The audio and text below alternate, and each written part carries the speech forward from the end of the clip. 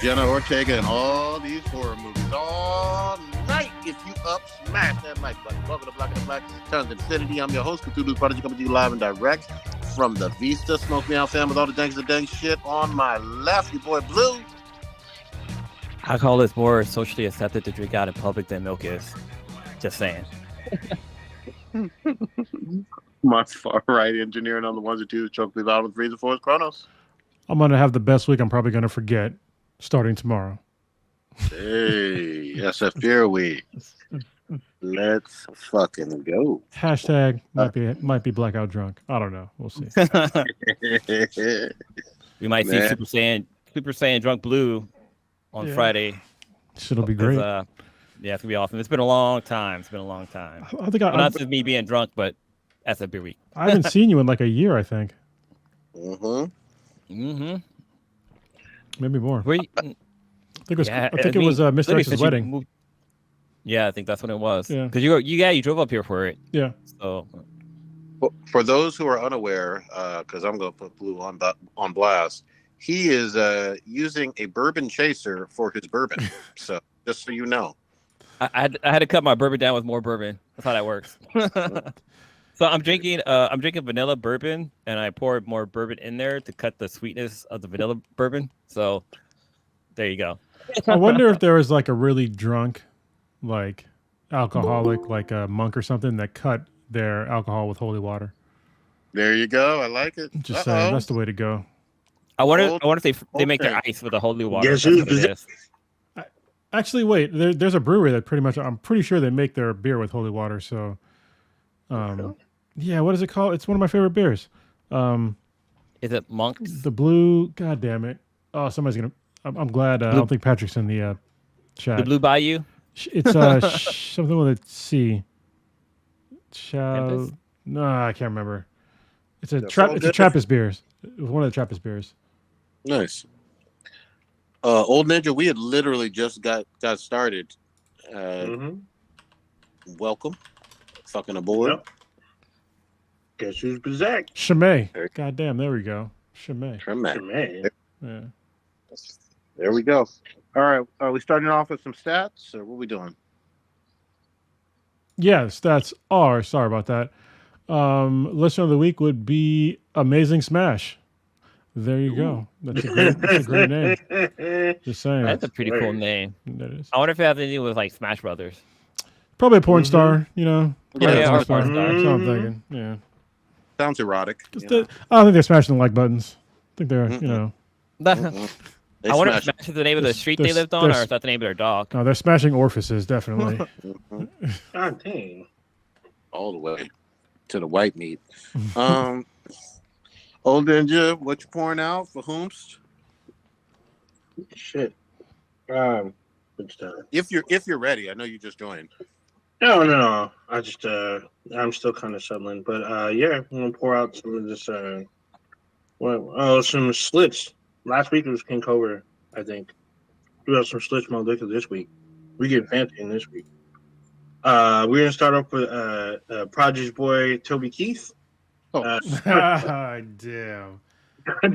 Star, who's released 19 studio albums, 2 Christmas albums, and 5 compilation albums. Let's cut to the chase. What? And fuck him. Let's cut to the chase.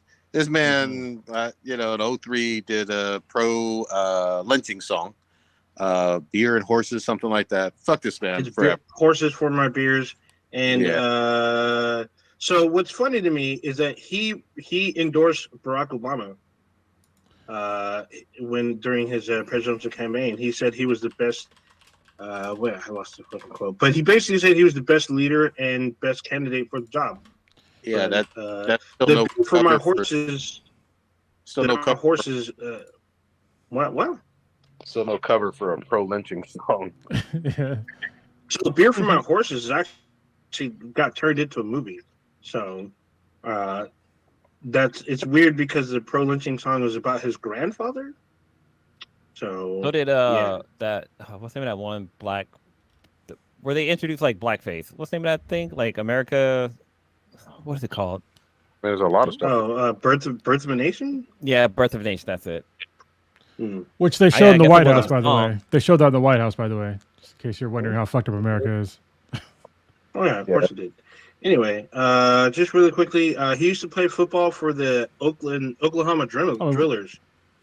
I believe the Drillers is now an XFL team. We don't have to give them a bit. Yeah. Let me just tell you the lyrics of the song that Yeah. Oh, go ahead. that we're at arms with. It's justice is one thing you should always find. You got to settle up your boys. You got to draw a hard line. When the gun smoke settles, we'll sing a victory tune. We'll meet back at. Oh wait, no, that's the wrong one. I read the wrong one. You sure it's a gun for my horses or something? Fear Yeah. for my Fear horses. for my Posted in the horses. chat earlier. I could find it. Yeah. But it was something. Yeah, hold on. I can get the exact one. Just keep going. Yeah, you up here? What's the name? So I'm gonna keep going while he's looking up this thing. Oh, I found it. Sorry. so- Sorry. Grandpappy told my pappy back in the day, son, a man had to answer for the wicked that he done. We'll take the rope in Texas, find a tall oak tree, round up all them bad boys, hang them high in the street for all the people to see. That is a lynching. Yep. So, Especially since it's from the old oak tree. That's like Yeah. another song. Yep. Oak Tree. It's another song. I mean, lynching was still involved throughout a lot, even after. The lynching's still around. Yeah, kind of. I mean, the last lynching in San Jose was in 1933 by a mob that went into the jail, dragged him out of the jail cell, and hung two men from a tree. I need a new camera. There's also a hanging of a woman, Mexican woman, in San Jose around the same time, in the 1930s, right off of Yerba River. So, Yeah. there you go.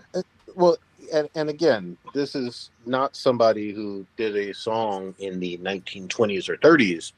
We're talking about someone in, I think the song was from early 2000s or 03, 04. 2003, April. Yeah. There you go. Yeah. April 2003, about his grandfather who lived during that same time period. Hold on. I mean, his grandfather, the man died at 62. He died at hold on. 62, so his great grandfather Hold on. would have been alive during World War One, Just or at least the end of it. So I agree that his grandfather, sure, can be that old and all of that. That's fine. I get it. And living through that time, that's fine. I'm not disputing that. But in 03, you're making a song with really pro-lynching lyrics. That's what happened. I'm not talking about 80, 90, 100 years ago. I'm talking about 03. So for me, nah, this guy told you everything about him in terms of he didn't think it was any big deal, So well, he didn't think his. I mean, he talked about his grandfather telling his father about lynching not being a big Is this deal. really the line of yeah, conversation you want to have, old Ninja? I mean, yeah. It sounds No, like you're I'm just very saying much that's what the lyrics is. I'm just saying it's just kind of weird that this man, he promoted. So he promoted Barack Obama, voted for him, and then he promoted Donald Trump. So it's very strange to me. What So- you keep going off on? Look, there's no disputing this because there was a whole bunch of articles. It wasn't just like some benign lyric and everybody forgot. No, there's a whole ton of articles about this. This was a big controversy. He doubled and tripled down, and it wasn't some B-side that never got released. This was a big song of his, and it was a pro-lynching song. If you're okay with that, say you're okay with it, but I'm not. Fuck this guy. Fuck him forever.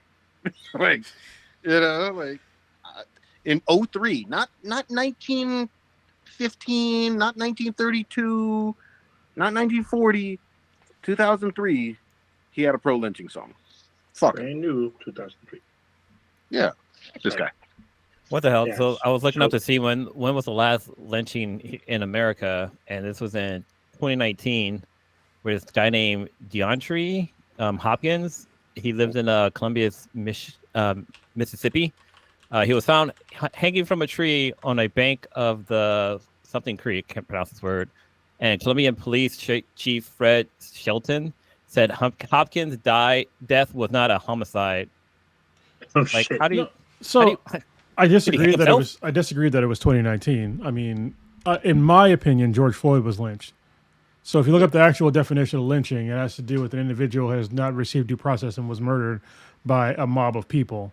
Yep. George Floyd was killed by what, 3 or 4 guys? And Yeah, meanwhile, I think it was 4 guys because one guy was actually doing the actual murdering. The other 3 held him down and stopped people from helping. So yeah, he was lynched. Yeah. And just to be really fucking clear, because I don't want to like dodge this. It's not 100% of the time, but often used as a form of racialized terrorism against black and brown people, especially black men. And there was also aspects of sexual assault that people don't like to talk about at all. Yeah. When you make somebody strip someone nude and cut off testicles and shit like that, and sell I know them. it's uncomfortable to talk about. Yeah, and sell them and all of that. That's also sexual assault. So it's not nothing to play with. It's nothing to joke about. It's nothing to make light of in your little songs and hee hee. Nah, this was serious shit. It wasn't 100 years ago. It was 2003. It was a big song of his. Fuck this. Fuck him. And I'm not a country fan, and I don't care how you feel about him. Fuck this guy.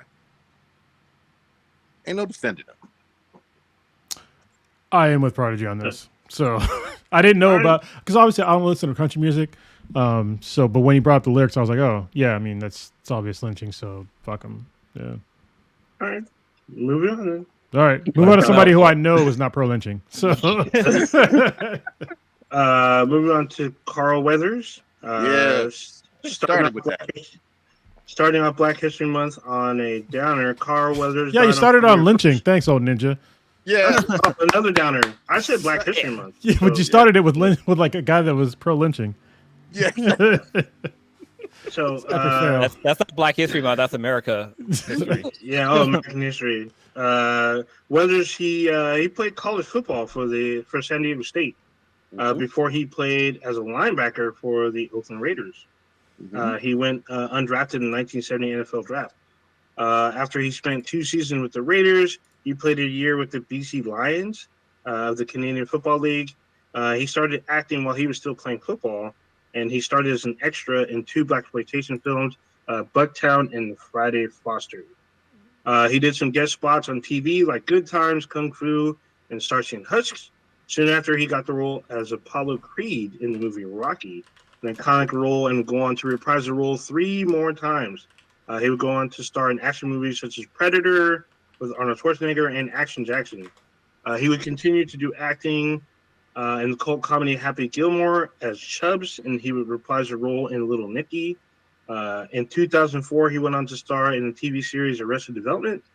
He did the voice acting for the games Mercenaries, Playground of Destruction. He appears in the Fox TV show Brothers as the dad of the actors Daryl Mitchell and Michael Strahan. He's the voice of Omnitrax's Prime in Star versus the Forces of Evil. Most recently, he had a recurring role as. It's a great show, by the way. Just saying, I used to watch it with my oldest all the time. He had a brief role as Grief Karga on Disney Plus's The Mandalorian and directed a few episodes, including the return of Ahmed Best as a Jedi. He has been nominated for an Emmy for Best Guest Actor on that show. He died at his home in L.A. at the age of 76. No cause of death was given. They said he passed away. Go ahead. Just FYI, he isn't the guy that was in Ghostbusters. That was Earl. That's Ernie Hudson. Yeah, he was on the podcast. Confused, which we had on the podcast. Yeah. So yeah. We don't all look alike. No, and especially like physically, like Carl Weathers is a very yoked guy. He's basically a goddamn bodybuilder. Yeah. Anyway, I'm glad you brought up blaxploitation films because there's actually a movie I was watching the other day that was actually really good that covers blaxploitation films. It's called Is That Black Enough for You? And it's on Netflix. I haven't finished the whole thing yet, but it's great. Yeah. For half a second, I thought you were going to say Black Dynamite. I'm like, no. But You yeah, know, it would have been cool. Or sorry, go ahead. Yeah, just if you want to like see the history of blaxploitation films and just black representation in cinema, definitely check that one out because they have a lot of really good, older and more current. Because it goes from like, Lawrence Fishburne, Whoopi Goldberg, Billy D. Williams to like Zendaya, giving their thoughts upon the whole diaspora of like black films in America, and it's really well done, I think. So I loved it. Yeah, no, I completely agree. But Carl Weathers was a fucking icon. Apollo Creed, man, like you can't get more iconic than that. Like we still use gifs of him today, running on the beach with fucking Rocky, training that fucking bro ass fucking high five handshake thing. Like this guy was the fucking man, and the handshake thing was from Predator. Yeah, true. Yeah. But it's also, I think it was an arm wrestle, but I'm just saying it was a mid-air arm wrestle. Yeah. No, they like came together. It's like, oh, you son of a bee, and just like came up and just did that power grip of a handshake. Who's got more steroids, me or you? Yeah, me or you. Yeah. It's funny. I was thinking. I mean, this probably would never come to fruition since we lost Carl Weathers. It would be cool to see, like in Black Dynamite 2, if they ever were to make one, have Carl Weathers be Black Dynamite's father. And have him like find out who his father is, and just see the interaction between those two. Oh man, that would have been fucking epic. Would have been. Yeah. We need another Black Dynamite. Hey, I'm just glad that he was in those Rocky and Predator movies, man, back in the day. And even Action Jackson was fucking solid as fuck. I haven't seen it. Action Jackson is literally a throwback to blaxploitation. 100%. Yeah. It is literally that movie came out in 88, 89. It was like a throwback to blaxploitation, like 100%. It got Vanity up in there. You got Craig T. Nelson, the coach, as the bad guy. He's literally pouring drugs into Vanity's veins, and he like leaves her there to like trip. It's hella crazy. Sharon Stone's in it. Back to the Future. Yeah, there's a lot of people in it. And then like I was watching, I don't know if it was the Breakfast Club, but it was like another like podcast or talk show. They made an astounding point that the Rocky movies do not work without Apollo Creed. Like the most successful Rocky movies have Apollo in them. After Apollo's gone, those movies tank. And then like the one with Mr. G didn't help. The one Apollo's in Apollo Creed's in it. Yeah. Shit. I just remember Mr. T being in one. I don't remember the full story. So in Rocky 3, when Rocky loses to Clubber Lang, it is Apollo Creed who whoops fucking Rocky's ass into shape to get him to fight. He trains him literally in a new technique to get him to beat Clubber Lang. And then he dies in part 4. Part 4 was a polarizing moment where Rocky's supposed to throw in the towel to throw in the fight, and he doesn't, and Apollo dies. Well, hey, shout out to Clubber Lang because he went off on fucking Rocky as a fucking... Like, he just ripped him a new asshole. Like, talk shit about his wife, talk shit about his training. Like, I love going back and seeing Mr. T just at that press conference talking all kind of disrespectful shit to Rocky. That was my favorite shit. I think they're the best one, or the best, a.k.a. worst one, is, I think, at the, I don't know if it's a press conference, but it looks like they're at the burial or whatnot, or they're like it's like one of the old trainer dies, and Clubber Lang shows up, and he's like, he talks directly to Rocky's wife. He's like, why don't you come over to my apartment? I'll show you how a real man gets down. And like, she's like, you want to fight? Because like Rocky didn't want to fight him, but once he goes after the wife, he's like, you want to fight? I'll give you a fight. He's like, yeah, come on with me. Come to me. You know that? Like, God dang. I feel like that they kind of took that scene for what happened with Ali and another fighter, because Ali didn't want to fight some. Oh no, I think Ali wanted to fight somebody, but the other person didn't want to fight, and so Ali assaulted the guy. Like he said bad stuff about the guy's wife or something like that. He said something mean, and the guy was like, "All right, you want to fight? We're gonna fight." Then they ended up having a fight. I can't remember who it was, but I remember that Ali had a story similar to that, and I wonder if they got that idea from that. I mean, Muhammad Ali was like, he was a shit talker extraordinaire. So he was, 100%. So I'm not surprised with it at all. I'm pretty sure that's probably where they got it from. And then the point where the movies where Apollo is not in them. So I think Rocky 5 and Rocky Balboa, they don't do very good. But then when Creed is all about Apollo's illegitimate son, and those movies caught major fire. We've gotten 3 fucking Creed movies, and with the 4th one on the way. I need to watch I still haven't the seen more one of recent them. ones. Creed. The first one was really good. I need to watch the rest. Anyway, hold on. Black Panther in the chat. He said that Clubber Lang did nothing wrong. Ooh, I like it. Damn. Spicy. Damn. That's a Griffith take right there. A Griffin. I What like is it? it. Griffith? Fuck Griffin. He did everything Yeah, wrong. Griffith Fuck take. that little twink.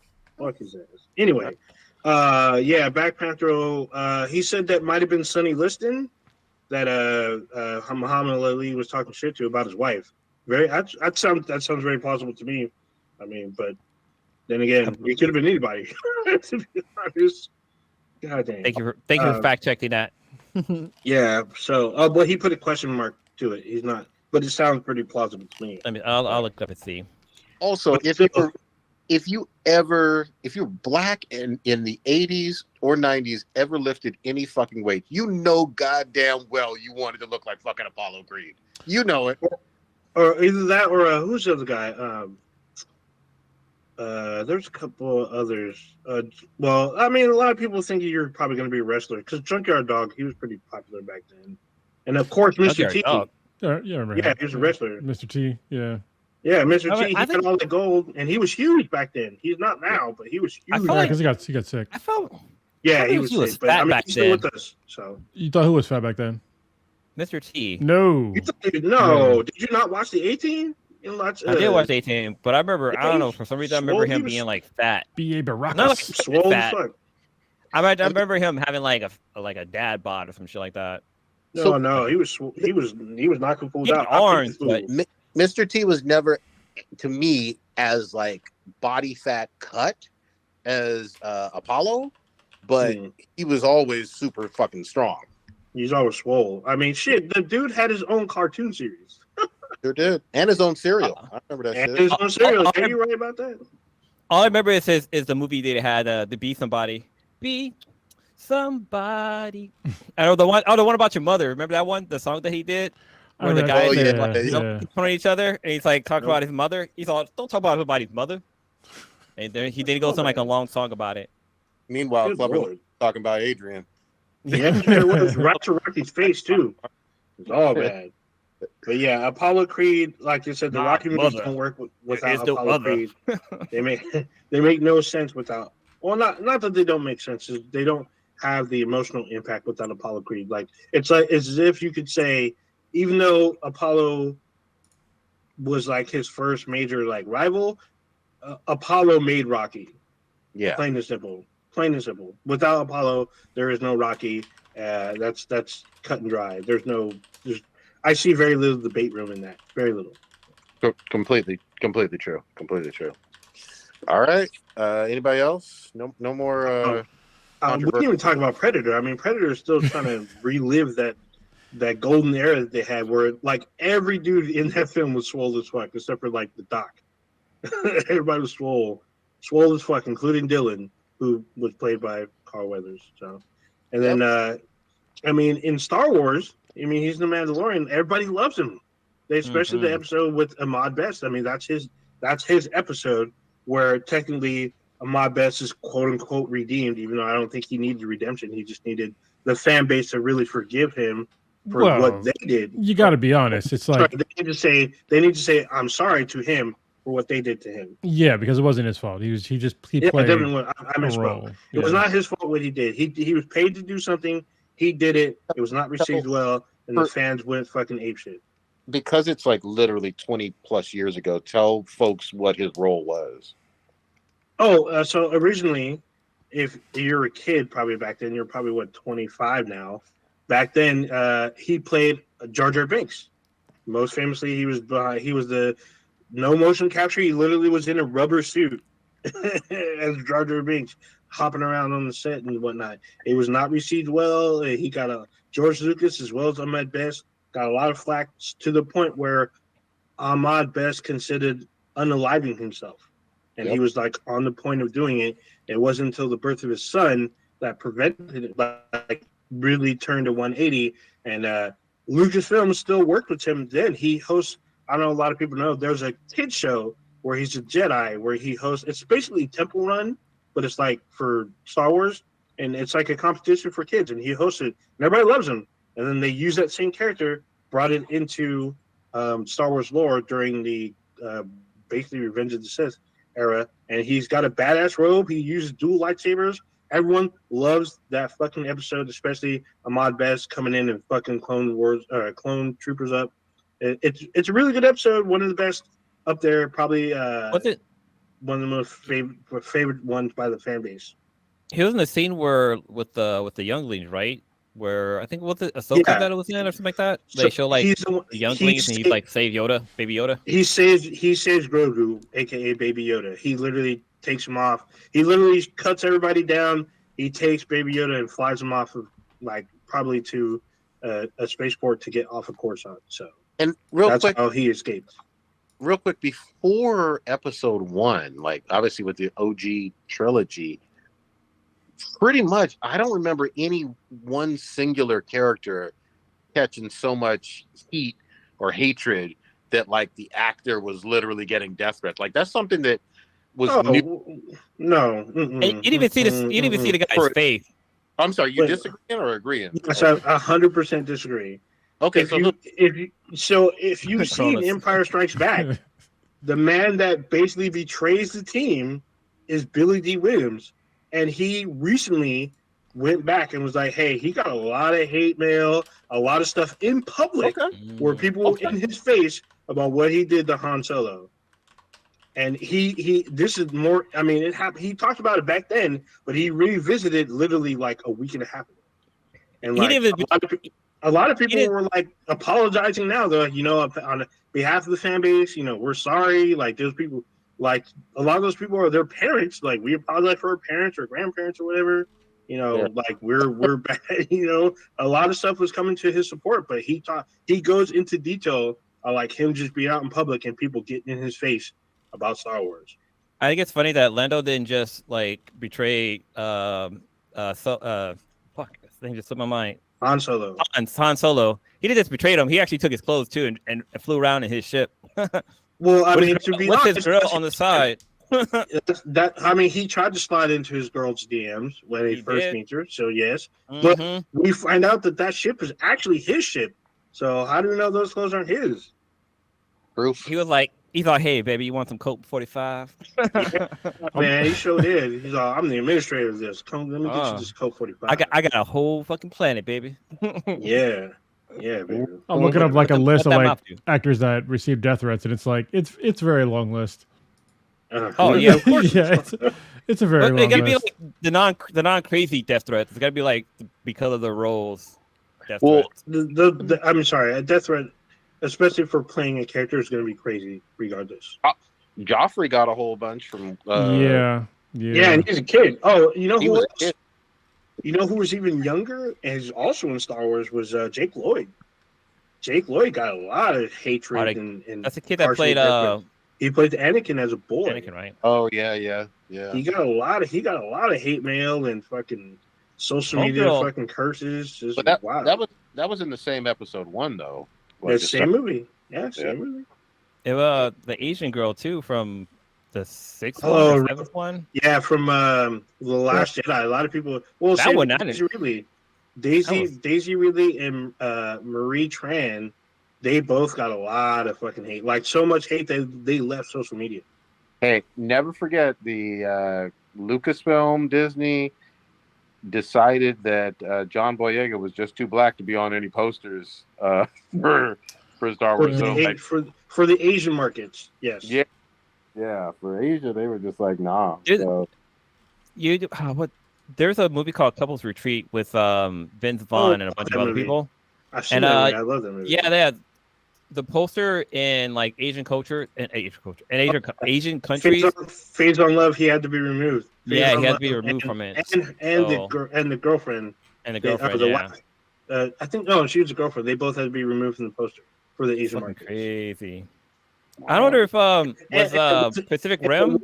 It was at their request as well. Like the studios out there that were distributing it, they say you got to take them off. Yep. Yeah. We're not putting it out there. Yeah, I'm thinking about like recent people that received death threats. Like Elliot Page was one, like a lot. formerly For what? for transitioning, formerly Ellen Page. Oh my goodness! Yeah, Yeah. he got a bunch of death threats after it, which is not surprising given this climate that we're in. There's a ton. Is Zendaya on that list? A lot of for folks from portraying who? Mary J.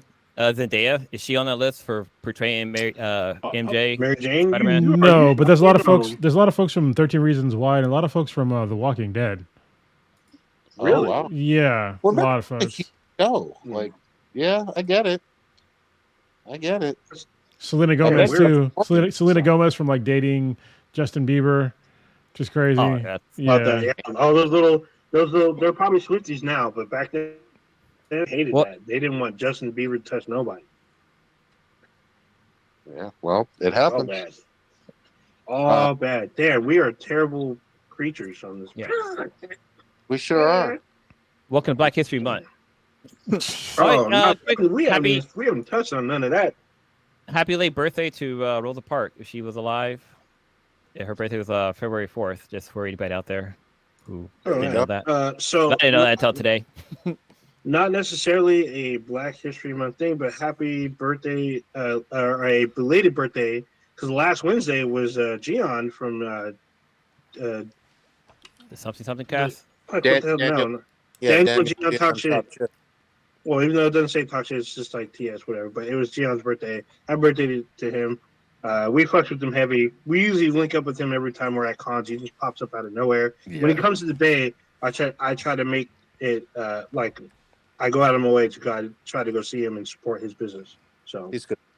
Very good. I actually bought some pretty good. I bought some stuff from his business. He actually tries to hook me up, and I'm like, no, dude, I'm here to support you. Like, just sell it to me.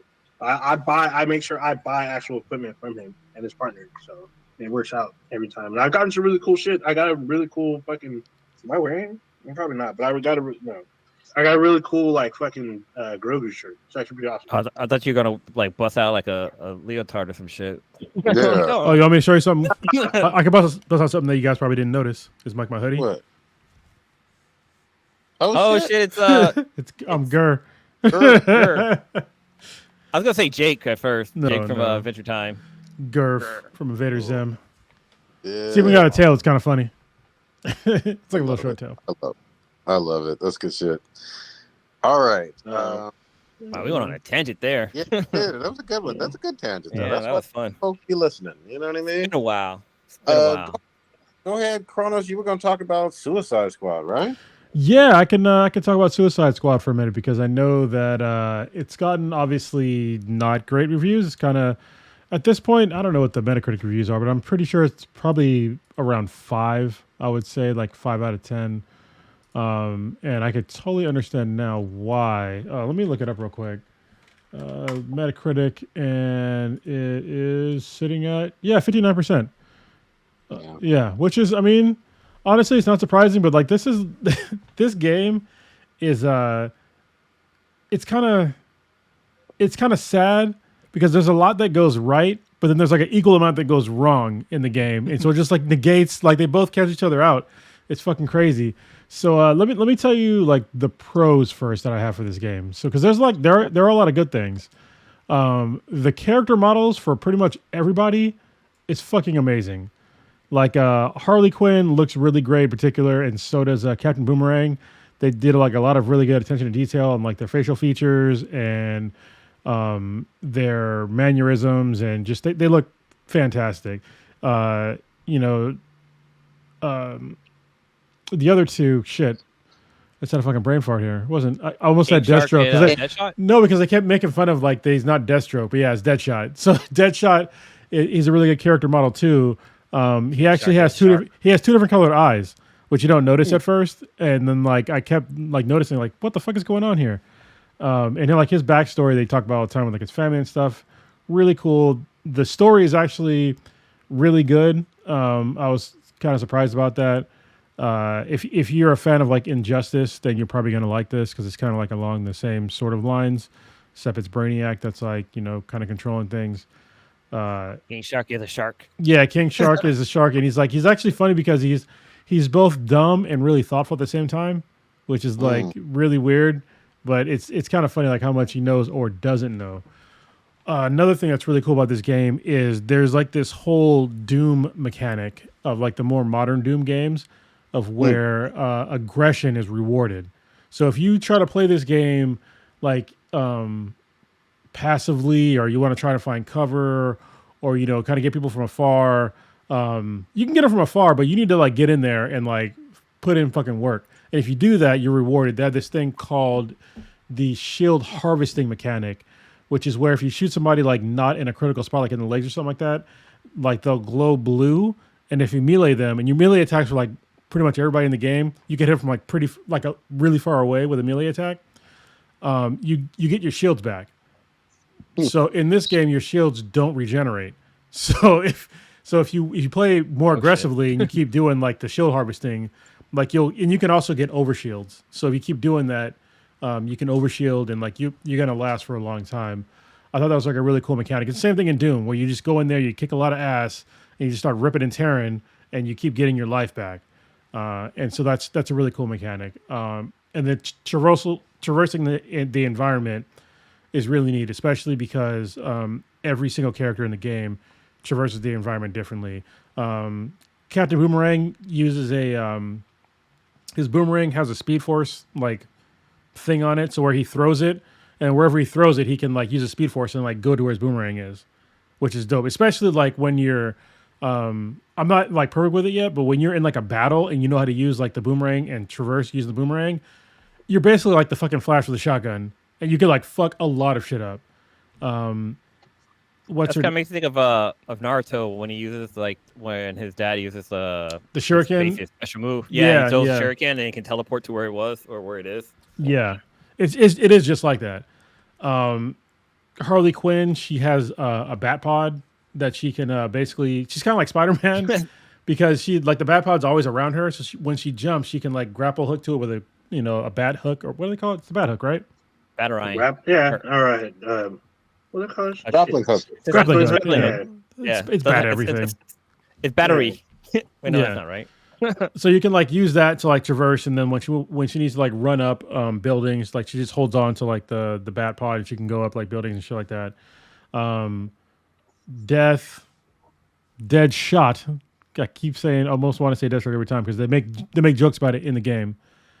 He has like this shitty like jetpack, which is kind of funny. You have to cool it down after a while when you're like traversing.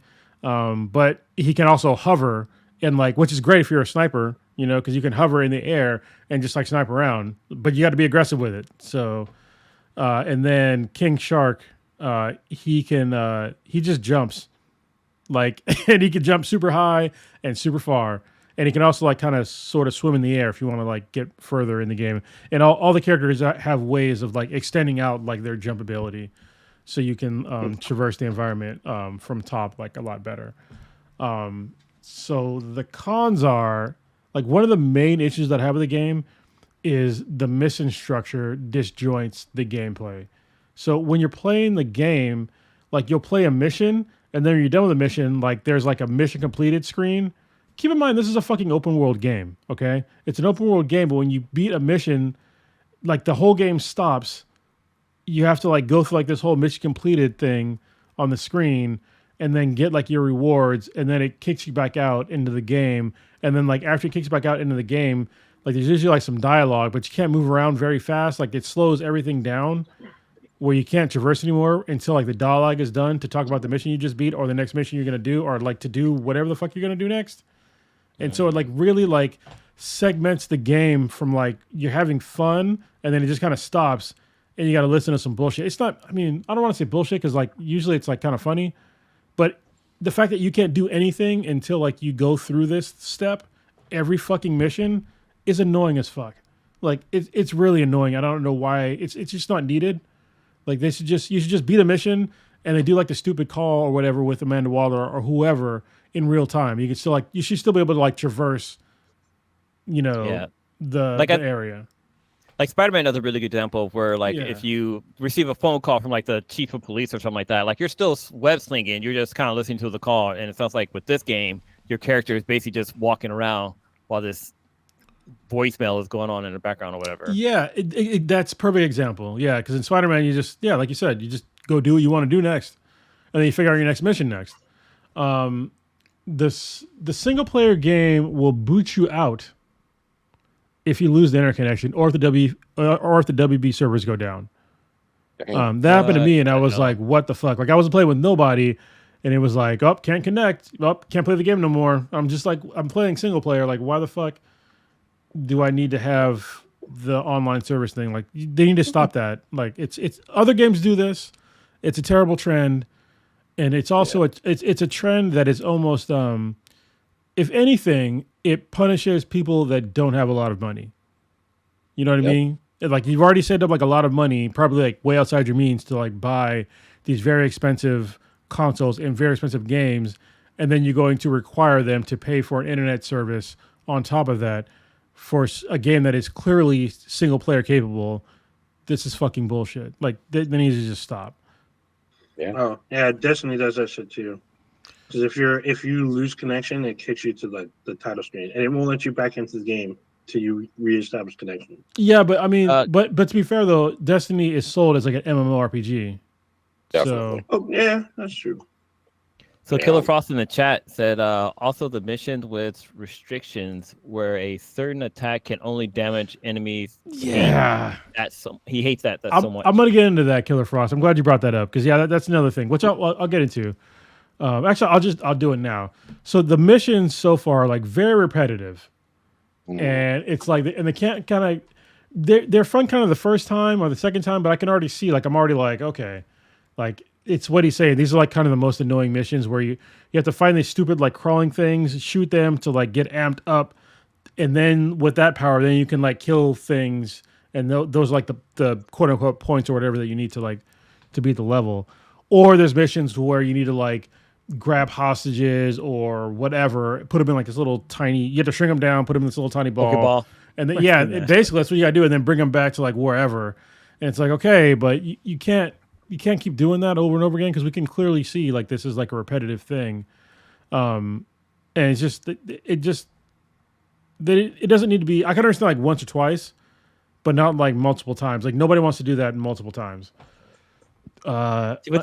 With the Batman Arkham games, like a lot of the like crimes that would happen in the middle of the city, they were very repetitive, but they were always so much fun just because you're going around fucking breaking people's faces and shit, and then like you grapple away or something. Yes. So this is the other super major issue with the game, is that the reason why the game isn't great or even good, the reason why it's just kind of okay, is because the way they design the game, it has forced everybody to play the same kind of way. There's no in Doom, the reason why Doom is dope is because you have like basically like a self like contained arena where you go around and you fuck shit up, and then you go to the next one, you fuck shit up, and they're all kind of different. Okay, in this game, when you face any enemy in the game, it ends up being a rooftop battle unless there's a tank, which are kind of annoying. But unless there's a tank, any like enemy that can move around, they immediately when you see them,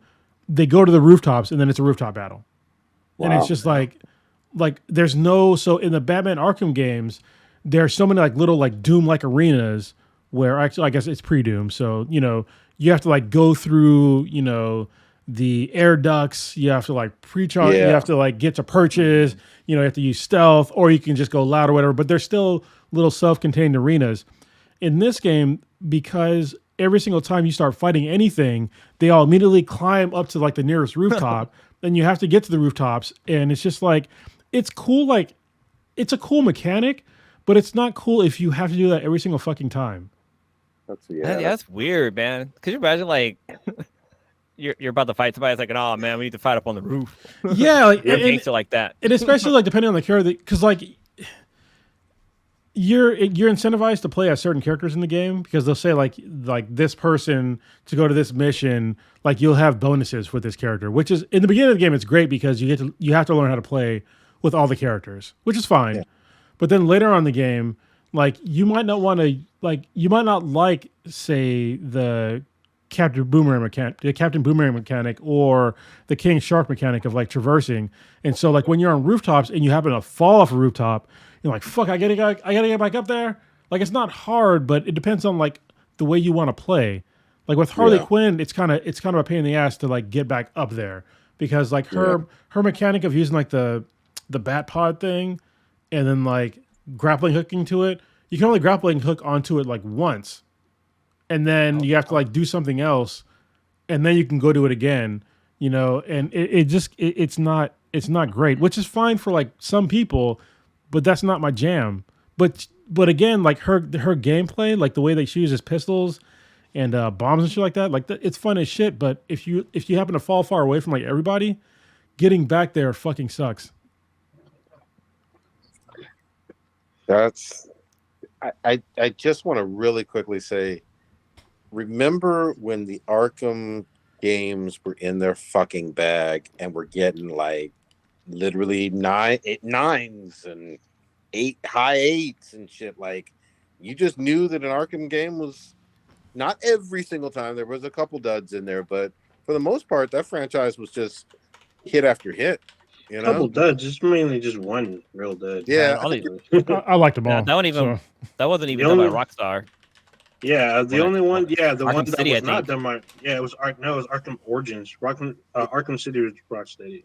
That's right. But a lot of people. So the biggest issue, the people I noticed that did not like Arkham Knight, the reason why they didn't like it is because of the tank or the Batmobile. I like the they tank. Didn't like the Batmobile. I loved it. I like the tank too. I love the tank, dude. I was blowing people the fuck up. I can strafe and shit. I was fucking stopping people. The best thing. Once you understood the mechanics of it, it became good.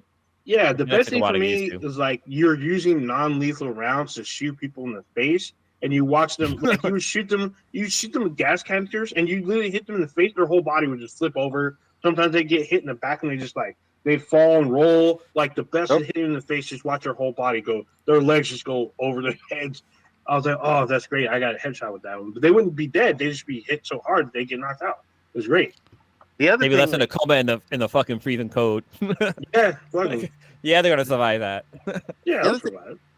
Fact check. I was looking this up earlier. Fact check me if I'm wrong, but it looks like these Metacritic reviews are slightly lower than the Avengers game from 3-4 years ago. And I mean, that's.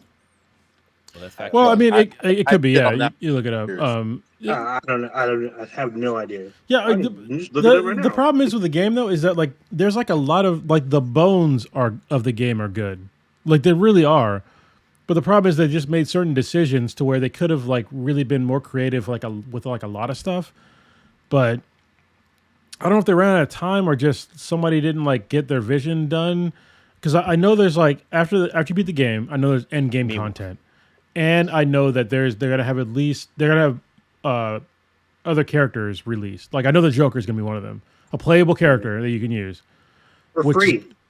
Which is going to be. He looked pretty cool to like play as, but it's like if they could only just like add in more of a variety of gameplay. And this is the problem. So I think what they thought was like, so if you look at Spider-Man, okay, like Spider-Man games, when you play the game, there's like a lot of like the side stuff is repetitive. Mm-hmm. But the thing is, it's just side stuff, right? It's not the main game. The problem with this game is that the main game has a lot of repetitive shit that you don't necessarily want to do. And like if all the things except for like boss battles, which so far I've done like 2, and they're decent, like they're pretty good, because they're the ones I played so far are different, and the actual story that goes around those things are fucking great.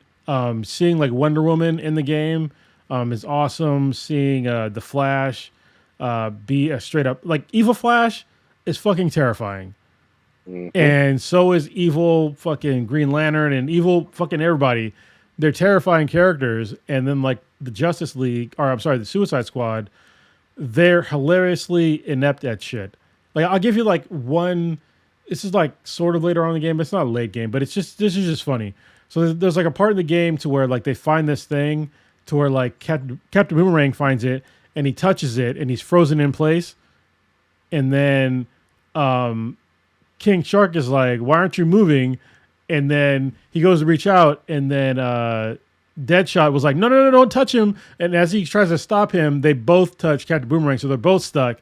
And then Harley Quinn is like, oh, or they can still talk, and it's like, don't touch us, Harley. You know, you're gonna get stuck. And it's just looking at Deadshot's ass. And she's like, oh, I gotta touch it. So she grabs his ass with both hands, and then she's stuck. It's like shit like that. It's fucking hilarious.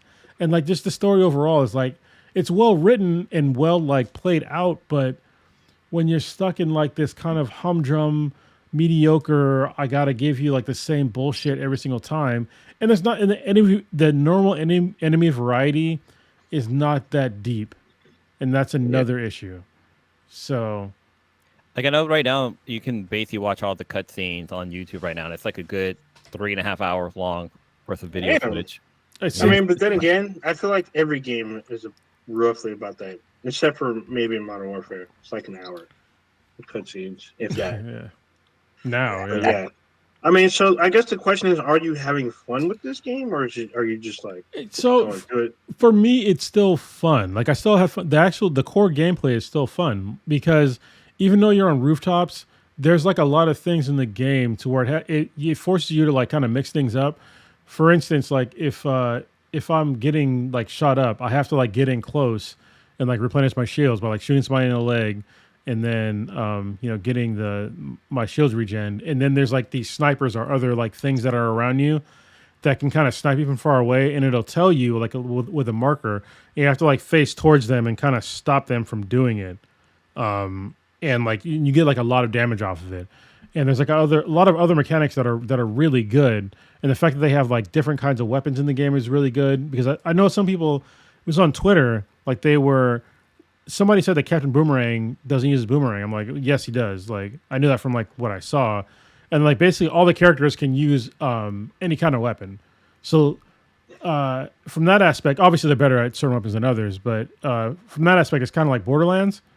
So like they have like these kind of, it's not as many weapons, I'm pretty sure, but they have like a pretty wide variety of weapons of like SMGs, pistols, sniper rifles, chain guns, and it's probably like another one too that I'm missing. They say handguns. I think that's 5. Yeah, that was the first one. Okay. Assault rifles. Assault rifles. That's the other one. There we go. Yeah. And shotties. I said shotguns earlier. Yeah, and there is elemental damage. I picked up one today, and I know there's other ones. So, and it's really cool. And they have ones that are like I got one that's like the black mask like sniper rifle that is pretty cool, because like when you shoot them with like this gun, like a skull comes over like their body, and I forget what it does. I need to look it up because I didn't even know it did it until I shot somebody. I was like, oh, that's cool. And you can modify them, like you can craft weapons and shit like that. You have shields, you have they're melee weapons. There's like a lot of stuff that's in there. Like that's why I said like the bones are good, but they just got caught with like they missed the real core fun factor, which is like a really huge miss. Like I don't know, especially when IGN did a really good like preview of the game where they kind of had some of the same issues that I had, not all of them, but where they were saying how just they weren't having fun with the game, and now I see why. But I think for some people they're still going to have fun with the game, and it's still enjoyable. It's hard for me to recommend because I can totally see why somebody, if I recommended the game, you would play and be like, fuck it, this game is trash because of the things I already said, because it gets, yeah. So that's why I can't recommend the game. So it, to me, and I appreciate this is a thorough review, and I hope people are paying attention, especially people who are possibly on the fence about getting it because it's a brand new game that came out. I hope that if their sales aren't as strong as they would have liked, which probably is the case, but I don't know definitively, they really reconsider a $70 price point. Because I mean, if people are similar to Chronos and don't necessarily think this is worth the full price right now, given some of the negatives, then maybe it should be one of those things where either people wait or see if there's some kind of discount. Well, let me answer a question from the chat. Patrick just asked, how does the voice work? Kevin Conroy's Batman, fantastic. I mean, he pulls in a solid the voice acting in the game is fantastic. I mean, I think it was Tara Strong voices Harley Quinn. Harley Quinn? Damn. Fantastic job. All the voice acting so far has been like, it's been great. That's another thing that's like the huge plus is like the actual story is compelling and really well done. It's fucking funny. It's tragic. It's terrifying. Seeing like the heroes turn bad, because they go bad, not just like a little bit. Like you got fucking the Flash pulling out internal organs. So yeah. Can I ask this though? And I haven't played it, but is this one of those situations where Brainiac has a fake Justice League? No, it's where he took over the Justice League. But like, is it the Justice League that we all know of? Yes. Or is it a Brainiac multiverse Justice League? I mean, if it's so far it seems to be the real Justice League. If it's a multiversal Justice League, then the other heroes went away. So except for Wonder Woman. And I know, and even the Flash, which is a slight spoiler, the Flash in the beginning of the game is fine. And then after a certain point, he's not fine. Wonder Woman so far is still good. But when you start the game, Batman and Green Lantern are 100% Brainiac. And there's a part where you have to like try and face Batman. That shit's fucking terrifying. You don't want to go up against Batman in the dark, in an enclosed area. So ever. Yeah. And true Prometheus, I guess. Yeah. That's all bad. So another question for you, Cronus. Have you played this multiplayer? Have you played with other people? No, I have not, but I know that you can basically go wherever you want if you're playing multiplayer. So you can split up. Yeah. Oh, that's cool. I mean, I still plan on getting the game. I was going to go get it today, even though just despite slight fucking project again, because we bought the Avengers. I don't know if you still have yours, but I bought the Avengers. I didn't buy the Avengers. No. You didn't buy the Avengers? Well, no. I mean, it's on Game Pass and PSN. I bought Gotham Knights, which is I think Gotham Knights is more enjoyable than overall. Wow. So I'm having it. So for me, Gotham Knights. I mean, we've talked about it before, but I'm having a blast with Gotham Knights. But it's a good game. I'm playing with other people. Yeah. So it's very different. It's a whole different experience playing with someone else when you're doing it solo. When I'm playing with another person, stealth becomes a different level of stealth. Like you have to coordinate your attacks with someone else. So that's a whole different new play style now this one is supposed to be 4-player co-op. And there's zero stealth. I figured, there's a Suicide Squad. They're not. I don't see stealth in that at all. But I can imagine the play style would change with 4 people. Yeah, are we gonna get? Oh, sorry. So when you're playing the game single player, like I'm doing, the other characters are played as the CPU, and they do a pretty good job. So like, what's kind of weird is like it still plays like a multiplayer game when you're playing single player, because you can see like when somebody's attacking a character. You can see it because like when somebody's getting attacked, like the icon of the enemy will show like which Suicide Squad member is attacking them, and then they'll even say there's audio cues of like, oh, I'm going to help out, King Shark, fight this dude or whatever, or you did a great job, fucking Deadshot. So yeah. Can you jump between characters? Like say like you're playing with Harley Quinn and then jump over to King Shark, who's a shark. I got the real $1 million. The bottom pounder. What? Bottom. Yeah. What is it? And bottom line question: is King Shark in this game like bi or gay for teen? Like, do they lean in on that? They do. Or bottom? They did. Bottom. Yes, they did. Today I played today, and there's a really funny like back and forth between him and Captain Boomerang in the dark. So yeah. Oh my god! He was asking him about his handles. Oh man, because I was not ready for King Shark bragging about how like he was bottoming out for fucking John Constantine. What? And what's funny about this is that I saw articles about people are mad that Suicide Squad went woke. I'm like, okay, so do you not read any of these characters? If so, one of them is like. One of them is so bi, it's mainstream. I can understand if you don't know about King Shark. But Yeah. if you don't know about Ivy and Harley Quinn, then I question your nerdness, your video. It's like it's very obvious. So It's Yeah. a huge part of Harley Quinn's show, and that's on the 4th fucking season. yeah, and I don't. Yeah. Oh, I just finished the 4th season. That's just crazy. Yeah. So Not even that. I think even like even if you like in a comic book universe, like it's been Of that course. way for even if you go back to Batman the animated series, there's literally an episode where Harley Quinn and Poison Ivy are just fucking running wreck throughout the town. It's like it's obvious Yeah. these two So, are doing something on the side. so that it's funny because that episode is all female because that episode is like based off of Thelma and Louise. yeah, And they have, I think it was Batgirl. It's Batgirl and some I believe the Black Canary. I think the two of them are like chasing them throughout the city, and they're tearing the city apart as they're like stealing shit and stealing cars and wrecking through shit. It's a fucking hilarious episode. Actually, it's pretty awesome. But there's a question in the chat from Cake Man. He asked if Bronze Tiger is in the game. Yeah, not so far. I have not seen Bronze Tiger. Bronze Tiger is like but also so is fucking King Shark. To be honest with you, they're not. I would say they're in like the Rogues Gallery, but they're not like top tier. So No, neither is Captain Boomerang. So unless he's played by Michael J. White.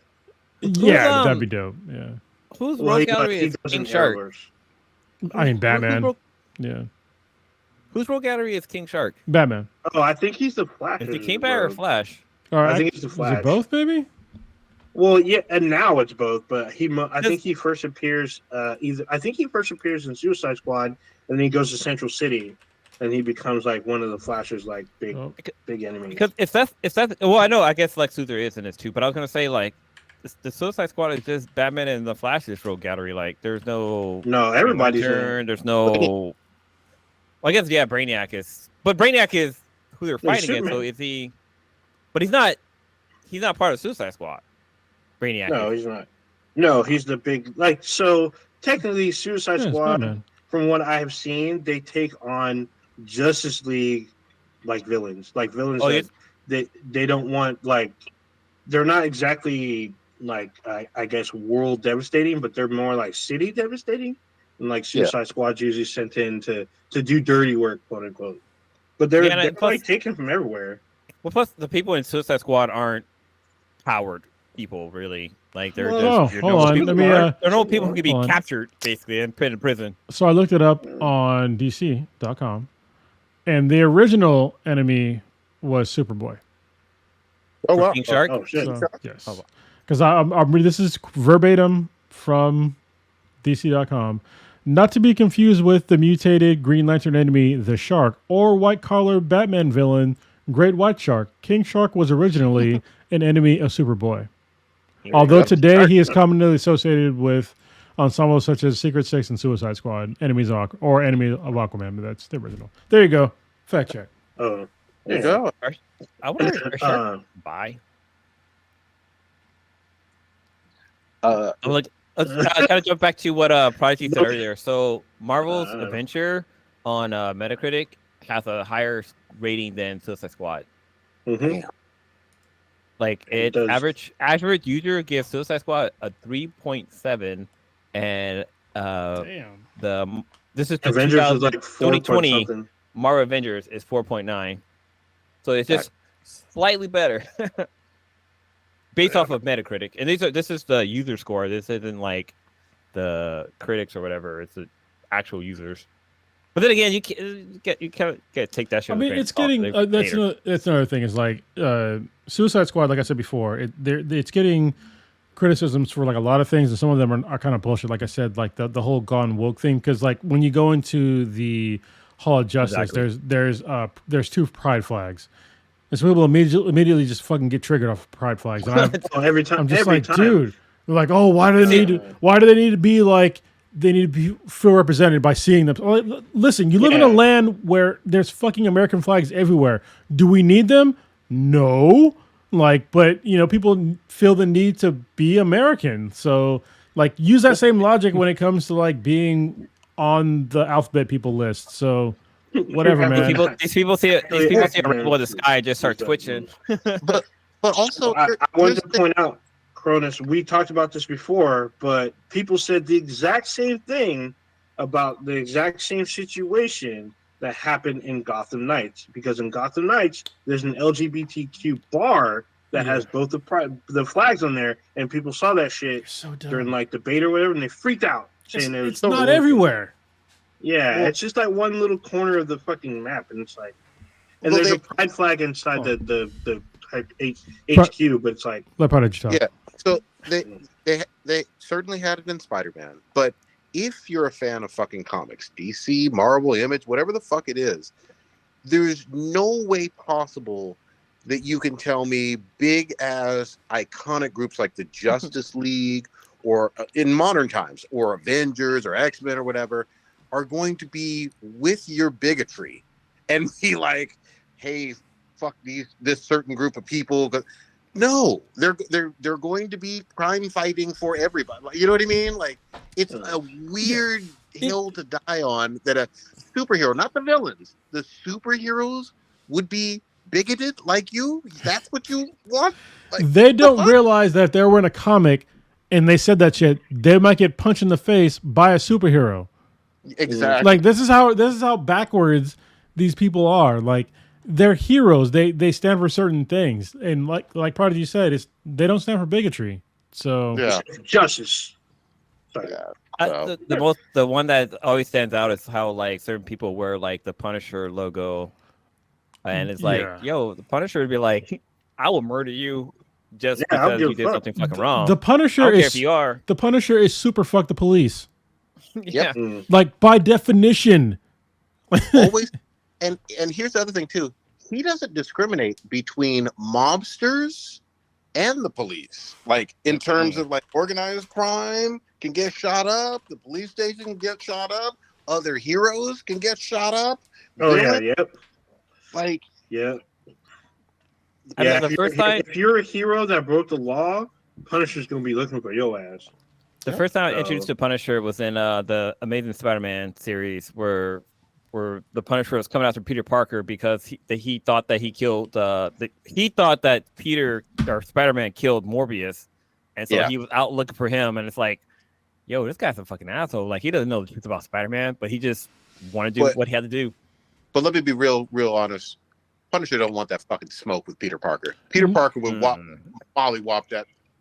Well, Yeah. they had to kind of retcon. So this is kind of hilarious. For like a very long time, if you went on Marvel.com, like the Power Grid, the Punisher's stats were insane. Yeah, I remember that. I remember. Yeah, He I think they fixed it. went to a level. I think it was like stronger than the Hulk for a bit there. Yeah, it was so stupid. It was Yeah. crazy. And also, Right. the Punisher is not really a fucking hero. Yeah. Mm, So he's That's true. not really a hero.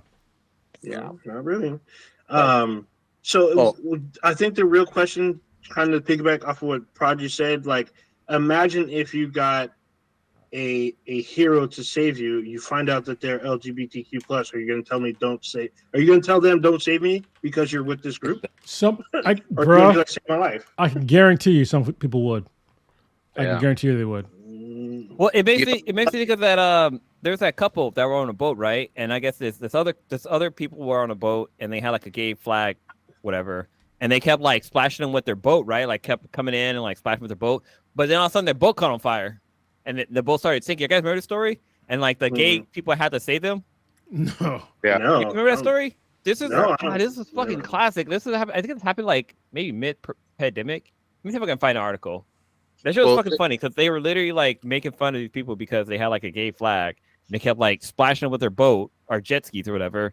And all of a sudden their boat caught on fire and it sank. And they had to come over and like be rescued by them. It was like an awkward moment, basically. Let me see if I can find it. There's plenty of famous stories where you have black surgeons and doctors, ER doctors and whatnot, saving people who are openly racist against them, and then them being mad about the fact that they got, their wounds or their whatever the hell was going on with their heart or brain or whatever the fuck, stitched up, healed or whatever. by a black doctor and then getting all mad and all of that. There's There- many stories Yeah, about that shit. there are people that are mad that they got organs from somebody that wasn't white. Yep. So These, there you go. like, that's crazy to me. Toby Keith would be mad. He would. Man. So kind of jumping back to the Suicide Squad. Probably. I mean, we got Prodigy on there this time because last week we kind of touched on it a little bit, but there's a scene in Suicide Squad where, Suicide Squad kills the Justice League and they literally kill Batman. Yeah. Harley Quinn basically shoots Batman in the head point blank. And a lot of people are up in arms about it because like this was Kevin Conroy, and it's not just Kevin Conroy because he passed away, but also like it just was disrespectful to the whole Arkham franchise. I know Prodigy, you were probably on the side of the table about like this is super fucking disrespectful, like this is horrible. What's your take on it? Yeah, so it certainly seemed that way. Obviously, I have not played the game. I mentioned it earlier that I have this feeling, sight unseen, that there's some Brainiac multiverse shenanigans going on. Maybe not the Bruce Wayne that we know as Batman per se from our multiverse or our universe, but in any event, it just didn't quite look right in terms of knowing Batman's history, knowing how many great villains he's had. He has the best rogues gallery in the entire fucking history of comics, and I was like, well, Harley gets to do the killing, and he's dying tied up. It was a bad look to me, and I understand people may not agree. I can understand maybe the tone of this game is a little bit more wacky and not as serious. Okay, sure, but I know this. Those Arkham games meant something fucking special to me, and I loved that Batman. So all that you said is valid, but they did Lex Luthor dirty as fuck too. So and I'm not even gonna say like how it happened, but I'm just like, oh, okay. I mean that's a way to do it. So Have you got to the Batman scene yet? not yet. Where they No. kill Batman? I've seen part of it outside. I watched the haven't full played the gameplay for it. Okay, yeah, I've only seen that one, literally that specific scene, which is like maybe 45 seconds or whatever. The thing is, to me, like I understand I own every single one of the Arkham games, literally on disc, like literally right next to me over here. But the thing is, if you look at the Batman lore, how many times has Joker caught Batman and not killed him just because he felt like it was not fun? Like if you go back to Batman 66, he's been caught a few times, and Joker could have killed him a few times. In the comics, Joker could have killed him, but he doesn't. He says it wouldn't be fun. Yeah, and vice versa. So It's like, dude, there's been plenty of times where Batman could have died and it doesn't. Shit, Lady Shiva could have fucking offed Batman, and she doesn't.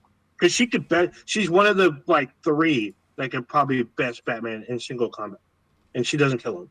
So, seeing him being killed, Harley doesn't kill him by herself. She has a team with her. Granted, yes, Batman has beaten whole teams, but Batman has a team on top of that. So it's just weird to me. Put respect on Bane's name whenever we're talking about hand-to-hand combat with Batman. I said top 3. Yeah, Bane is in that top 3, and he ain't number 3. That's all I'll say.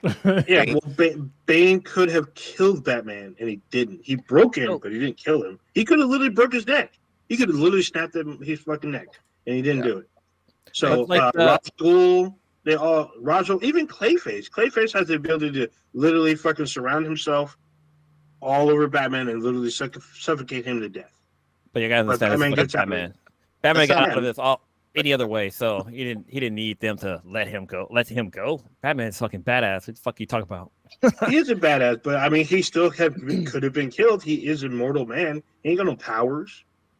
But in the game, sorry, there's gonna be it's a huge spoiler, but not really. But basically, Batman is beaten really badly when this whole scene happens. So he's not tied up or anything. He basically is fucking on death's door at this point in the game, and that when Harley kills him.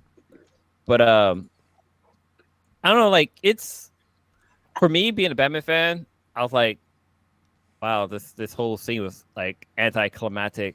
Like it wasn't in it, like the way they captured Batman, like because Batman's already captured. Like they already captured Batman when it all happens, and then some shit happens. And then like there's a cutscene, and then all of a sudden they kill Batman, but like it was so anticlimactic. It's like I want to see Batman like do some cool Batman shit. Like he should have went out with a fucking bang. Said, nah. No, hold on. Okay, so this is you haven't played the game. Earlier in the game, I saw though I haven't seen the whole entire like how they capture Batman, but I've seen the whole scene where they're even in this the Bat cave. No, so there's a scene like, giant demon. What? No, so that's nothing. Yeah, earlier in the game, he does Batman shit. And he takes out the whole fucking Suicide Squad, like easily. So yeah, and you're playing, you're like, I'm kind of fucked because this is like what Batman does, and yeah. You get fucked. So okay. And then other things happen. So yeah, there's the story is it's well written. That's why I think that like taking that one scene of like him getting shot by Harley, I still think to this day, if you're gonna kill Batman, don't make it elaborate. Shoot him in the fucking face. Like he's not. That's literally like the most vulnerable place of his body because he's got like armor all over the fucking place. Yeah, but again, like some people say that his cowl is supposed to be bulletproof as well. So it depends, I guess. Not his fucking teeth. Like what the fuck? Yeah, you could definitely. Yeah, so you gotta like the whole game, like kind of he does Batman shit in the game, all right, and he's literally like leading the whole like force of Brainiac to like take over everything. So like he does Batman shit in the games. That's why I don't like how people see like this one scene and like, oh, it's Batman disrespectful. It's like, but I didn't see how he fucked up everything. So yeah, and I'm very much open to that. Yeah, you're right. It is a short clip. Hey, but really quick, let me go back because Kronos alluded to this, and I want to make sure I address it. Obviously, we've all heard the whole go woke, go broke, or whatever shit. There's been a specific ugly racial element to this specific game where I've seen that. What? Really? Yeah. Well, yeah. Okay. Where I've seen that there were two, I don't have their names, but two black women that worked on the writing of this game that have been experiencing a whole lot of really ugly shit in terms of threats and all of that bullshit. I can look up their names. I was not aware. Okay. But but just, I mean, no matter what, whether I like a game or anybody on here, there's no reason to like harass or be a fucking dick to people doing their job. You know what I mean? Prodigy, were they getting death threats? Yeah. God dang. Oh, full circle. Yeah, dude, that's but bad. Honestly, I think I believe that the people that wrote the game, they did a good job with the writing. I have no qualms about. Oh, well, except for there's like, I have qualms with. God damn it! Parts of there's like a certain thing about Ivy that I have a problem about, but it's only because it's like real villainous shit that's like really messed up, and it's like on one side I'm like, you could not have done that. On the other side, it's like, I mean, Captain Boomerang is an asshole, so I guess, but yeah, they could have not done a certain, child abuse thing. So I'll just leave it as that. So it's nothing to do with like, sexual assault or anything like that, but there's something that he does that is basically child abuse. And it's pretty fucked up. He gets punished for it, but yeah, it's pretty fucked up. Well, good shit. Can I get it? I was gonna say, I think only me and Cronus have played Gotham Knights, but when Batman dies in that one, that's like a 20-minute fight scene. Yeah. It's like it goes on for a good fucking minute. Yeah. And it does go out in a bang, like literally. Yeah. Just for the record, I didn't finish it. I did play some of that too. And for the record as well, my 13-year-old, obviously target fucking demographic, loves it. Like he goes ape shit for that fucking game. But I never finished it. So, but I did play that part. That death scene of fucking Batman versus Raj. That shit was epic. God damn! I watched that cut scene like 3 times. It was like that's Gotham Knights. The game. They're perfect. Gotham Knights. Don't play the game. Gotham Knights. It's a good fucking game. It is good. I'm playing my second playthrough. I'm almost done too. I'm almost done. Maybe I'll Unless pick they it come up. out. I got a bunch I of mean, games I need to catch up on. it should be on PS Plus, Yeah, it's PSN free. Plus by now. Yeah, It's on free. Game Pass. That's why. Is it That's why I'm free? playing it. I'll definitely play If if it's it's- free. I mean, technically What- you're paying for it, but Well, the question is it under PlayStation Plus or is it PlayStation like exclusive or whatever the different 3 tiers are now? I I don't don't know what the tiers. I do know on Game Pass it's on there, it's on Game Pass Ultimate because I didn't know there's 3 tiers of Game Pass as well. So I was like, oh shit. Let me switch it up a little bit. Holy fuck! I was talking to Old Ninja about this. Oh, here we go. I wasn't ready for. I guess Jenna Ortega is just as wild as she can fucking be. Like, obviously, I saw Wednesday and I was like, okay, this is a great show. It's kind of quirky comedy, dark comedy, or whatever. She is not that character.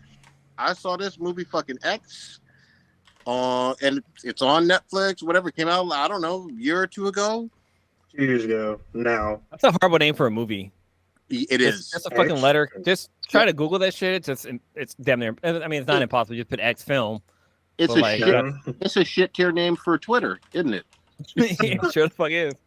I'm sorry, the platform formerly named Twitter. Yeah, whatever. Just Um, Candlestick. Well, I guess we can't call Candlestick anymore because they ain't fucking there. Candlestick is gone. They blew that shit up. yeah, name change. Yes, they fucking did.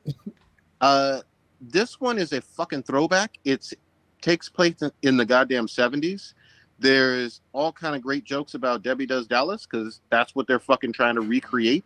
That icon in porn. Oh, let me just. Can I pause you real quick? Go ahead. I look up Jenna Ortega X and I look up images, and literally the first page there is 4 images that are like, "Do you want to see these?" Yeah. I mean, So she's not. Yes. So she's not naked in the film. Pretty close, but she's not naked. In the X film, Mm. oh, she just. Oh, Jesus Christ, she got fucked up. All right. Yeah. Yeah, but like I'm looking at one edge, I'm like, holy shit. in the X film, there's all kind of nudity. No, but she specifically is not naked. So wait, are you saying that was a body double the whole time? No, what are you talking about? Well, I watched it last night. She's not naked. I feel like somebody didn't watch it. Yeah, like what did you? I what just movie watched did it you last watch? night. I watched You didn't X. see She wasn't naked. hold on, she got close unless- to it. No. Unless you're talking about an actual fucking body double, which may be the case, I don't know. Then there was all kind of nudity. All kind of nudity. I just said her specifically. And yes, Brittany Stone's in the film. She's naked like almost the entire fucking movie. What do you? But what, dude, yeah, we watched a different movie. I'm gonna keep going. Yeah. Is it this movie must be gory? This is Oh yeah, yeah. It's pretty it's a gory. slasher film. Okay, because that's like the things that were like, you can't see this. I'm clicking on them and it's like, oh, Jesus Christ. It has elements of like Texas Chainsaw Massacre level of like blood and guts, but it's also takes place with a group of 5 or 6 people, and their whole goal is to recreate a porno that does better than Debbie Does Dallas, and is more popular than Debbie Does Dallas. Okay, I mean that's what's hilarious. Is even that premise.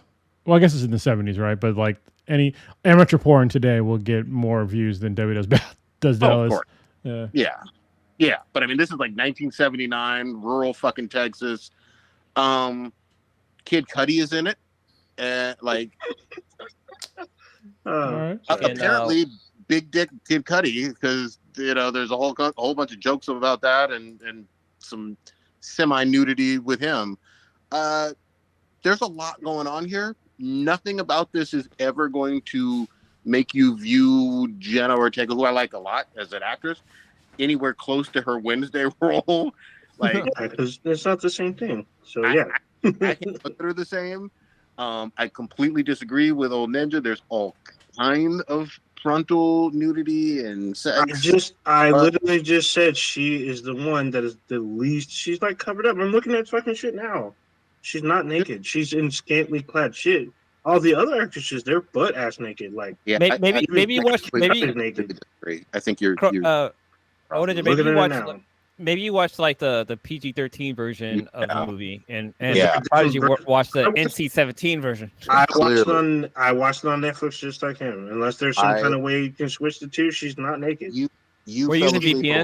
VPN? You Huh? fell asleep. You fell asleep, or were not paying attention because there No. was all kind of titties, all kind of ass. I shaking. literally just said again for like the 8th time, she does not get naked. Everyone else gets naked except for her.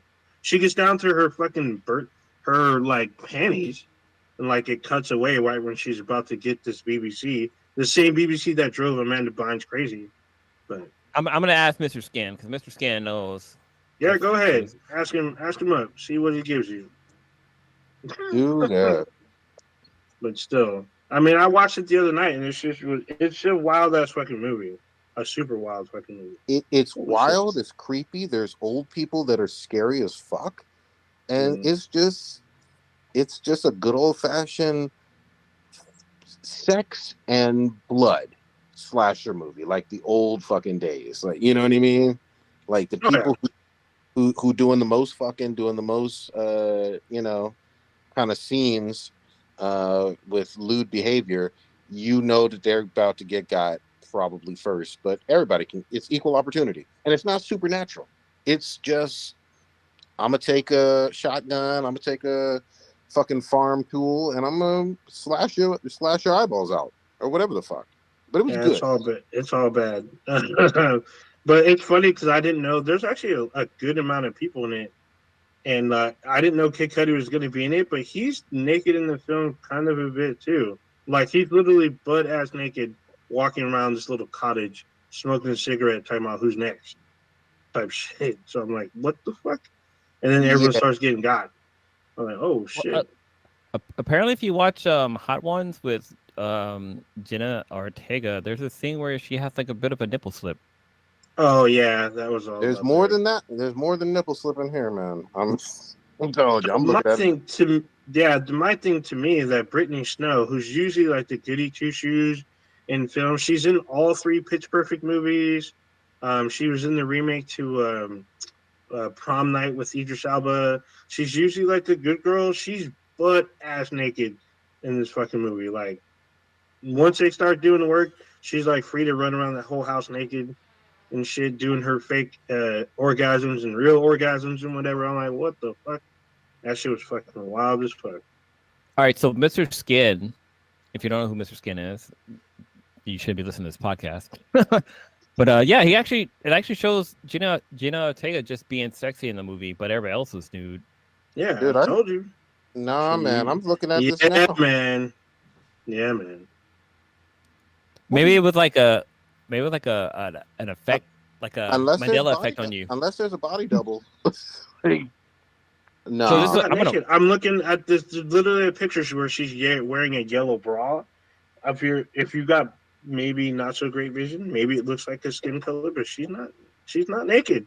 She has her little panties and bra on, but she throws it in the air for a second, but she don't put nothing on. She's close, pretty close. A23 has been making some fucking hits lately. A24, A24. They've been making like some really great movies. Like they had what's the other movie that came out recently? That was really good. Anyways, they're like a studio that's slowly just picking up this steam as they go along. Like a lot of the movies they released has been hits, but they went from I feel like they went from an indie film company to like maybe more mainstream. Well, they're still an indie film. Yeah, what people don't realize is this: horror is a more successful genre than superheroes, westerns, or even action movies because it's super cheap to make, and almost all of them, all the fucking time, make incredible return on investment. You'll have horror movies cheap as like 10, 20, 30 million dollars, and then they'll make 100 million, and that's all gravy, all fucking profit. And then even if they're bad, like there'll be some kind of cult following.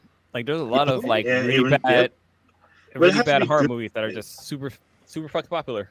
There's some movies that are bad that no one goes back to. There's some that are bad but they're good because they're so great, but like they're too over the top, which makes them great. So they have like huge followings. So my question is, was a black person the first person to die in this movie? No. Close. I didn't go with the trope. That's good. You say close? We've come a long way. So what I found funny, the movie, it talks about other movies and recreates movies. like the one Texas Chainsaw they talk about. They actually do like a recreated scene. They talk about Psycho, and there's like a scene from Psycho that they literally recreate in the fucking movie. Yep. David Does Dallas, they kind of recreate like a semi scene of that. And there's like I think there's two more I can't think of, but they kind of one of them is The Shining. They kind of recreate like a little scene from The Shining, and there's one more I can't think of, but it's super. It's like crazy that they literally make mention in the movie about these certain movies, and the movie itself like recreate certain scenes from those films. So and like in horror aspects, some of them are not horror movies, but they redo those films. It's pretty interesting. And yeah, I saw Pearl before I saw X, and Pearl is the prequel to X, and then the sequel will be out this summer called Maxine. So, with the following that this film already has, the sequel is probably going to do pretty well when it releases to theaters. So For sure. I'm fucking down for it, man. Is Maxine by Anthony Hamilton?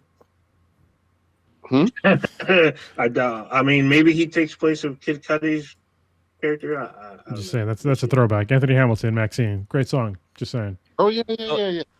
In honor of Black History Month, I decided to do a quick Google search to see who was the first black man not to survive a horror film. And it's fucking Tony Todd. That's my bet. I'm going Tony Todd. I was going to say LL Cool J. I was going to say LL Cool J too from that one shark movie. Yeah. Oh, from Deep Blue Sea. I'm saying it's yeah. Tony Todd. Tony Todd from Night of the Living Dead. So it actually is Ken Foree who played Peter in Dawn of the Dead. Oh, Dawn of the Dead, damn it. Back in 1978. All right. Oh, Dawn of the Dead, yeah. He's the first black person to survive a horror movie. Yeah. Number 2 was A Thing with Keith David. Oh, Keith David. It's Keith David and Kurt Russell. They're lifted. It literally ends with them with their guns pointing at each other. That's just so. Number 3 would be from Friday the 13th, Part 5.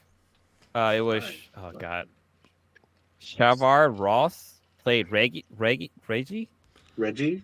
Bro, you can say Reggie, man. Come on. Reggie was a name, but the person he played, but the Shavar Ross was a little bit tricky. Number 4 was from Nightmare on Elm Street Part 3, which was Kincaid. Yeah, he played Roland. Yeah, but he dies in Part 4. He dies unceremoniously in Part 4. Number 5 is Night of the Demons with Alvin Alexa playing Roger, and then 6 will be from It. I was gonna say you're gonna piss somebody off because you just said the name. Alexa, stop. That's what that was. Damn, from It. But this is off of Reddit, so I didn't. I feel like this person probably did some research to post this. I'm pretty sure they did research, but I feel like they're missing somebody. I really felt like LL Cool J was going to be the first one from. He's not the first one. Definitely Keith David, because they're stuck in the snow. That movie ends with them like stuck, but they're both alive. So there you go. There's going to be some libations in the Bay Area happening next week. This week? What are you talking about? This week? This week, okay. Starting tomorrow, right? Yes. I will be reuniting with some of the cast members starting on Friday. So, yeah, I'm coming up tomorrow. I'm going to have dinner with my old jiu-jitsu crew. And then on Friday, I'm going to meet up with Patrick, who's in the chat, and some of the Be the BTI crew, and Mr. X, and some other folks too, and doing the opening gala for SF Beer Week. So yeah, my Blue's gonna be there. What the hell? That's you're part of the cast, so yes. Just say my name. Yeah. Well, I mean, I'll be there, and Stitch will be there. Yes, you are the cast members. This is what I said. Yeah, sir. Say her name. I mean, what the fuck, man? I said the other cast members. I don't know if Ninja's going to come. Are you going to the opening gala, Ninja? No, I won't be at the opening gala. Yeah. I'll be there during the week, though. Okay, cool. We'll meet up. So yeah, I haven't done the whole itinerary yet, but y'all know me. I'll be out during the day drinking and shit. So and at night, and apparently I'll be away from home, so I can stay out as late as I want. Nice. Oh yeah, Maybe. it's your stay. It's a literal vacation this time. Yeah. Before it was a staycation. Now it's an actual vacation. Yep, I'm staying in hotels and yeah, it'll be weird, but yeah, it'll be nice. You want to know a fun fact for Black History Month? Another one. Mm. There is literally a book called "The Black Guy Dies First." It's a black horror cinema from fodder to Oscar. Written by Robin R. Means Coleman, PhD, and Mark H. Harris. This book's $12 on Amazon.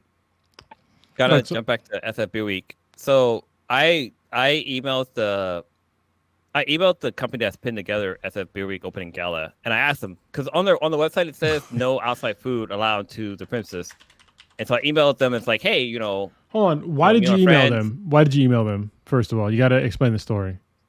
So the reason why I emailed them is because one time we went, like Crohn's and I, we were at the door. So I make these things called pretzel necklace. And it's basically string with fucking pretzels on it. Pretty obviously. I mean, it makes fucking sense. And so we got to the thing, and the security or opening person was like, "Hey, you can't bring these in." I'm like, "Wait, what are you talking about? This is like the staple of fucking beer fest. Any beer event you go to, you need to have a pretzel necklace because it's just." And the whole I didn't come up with the idea of pretzel necklace. This whole thing came from when Crohn's and I went to Winter Beer Fest in Concord, and like we saw people with pretzel necklaces. Like, dude, this is fucking genius. And ever since I've been there, every beer fest I've gone to, I've always made pretzel necklace. Craft time. It's a staple. Yeah. But so we got to the front, and we had our pretzel necklace. I had my backpack full because we were gonna meet. I think other people are gonna come meet us there. Because Crows and I, we always do VIP. We got to be there an hour before everybody else get there because that's just how you do it.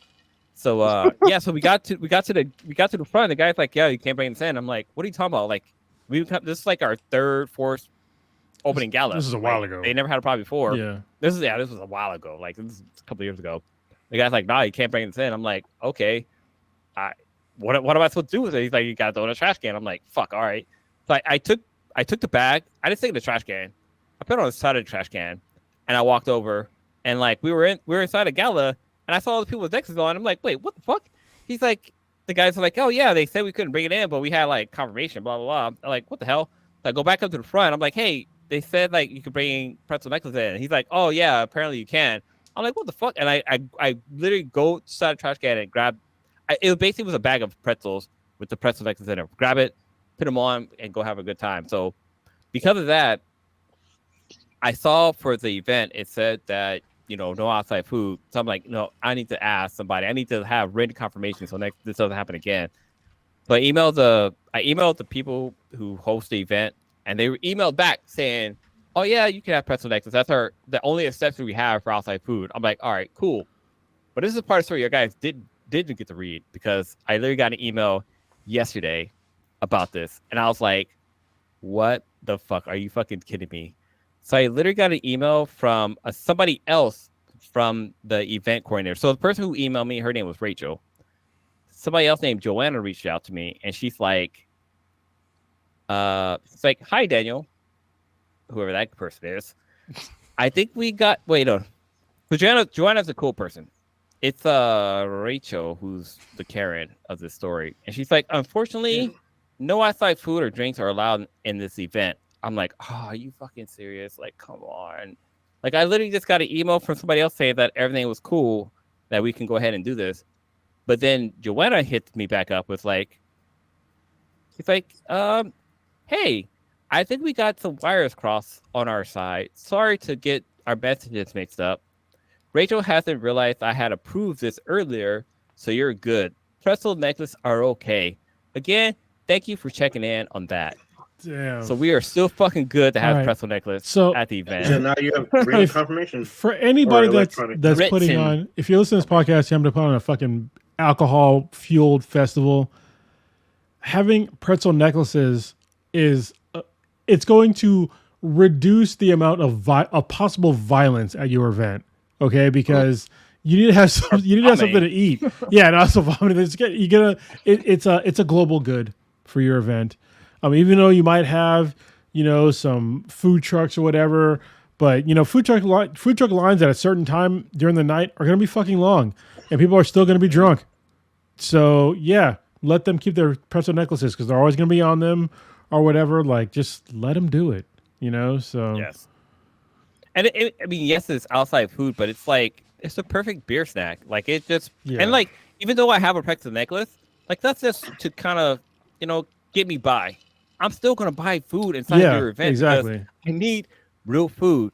Yes, I'm gonna drink the water they have there too because I need fucking water because pretzels make you thirsty, and beer makes you dehydrated. It all works out. It all works out. So like having pretzel necklace is a staple. But then like I'm really excited because like also there's other folks that I regularly see at these events. Like there's a group of people who make like outfits out of beer boxes, which is kind of cool. Like there'd be like somebody will make like a cowboy hat or like a vest out of like beer boxes, like Coors Light beer boxes. They make like a vest out of it. That's always cool to see.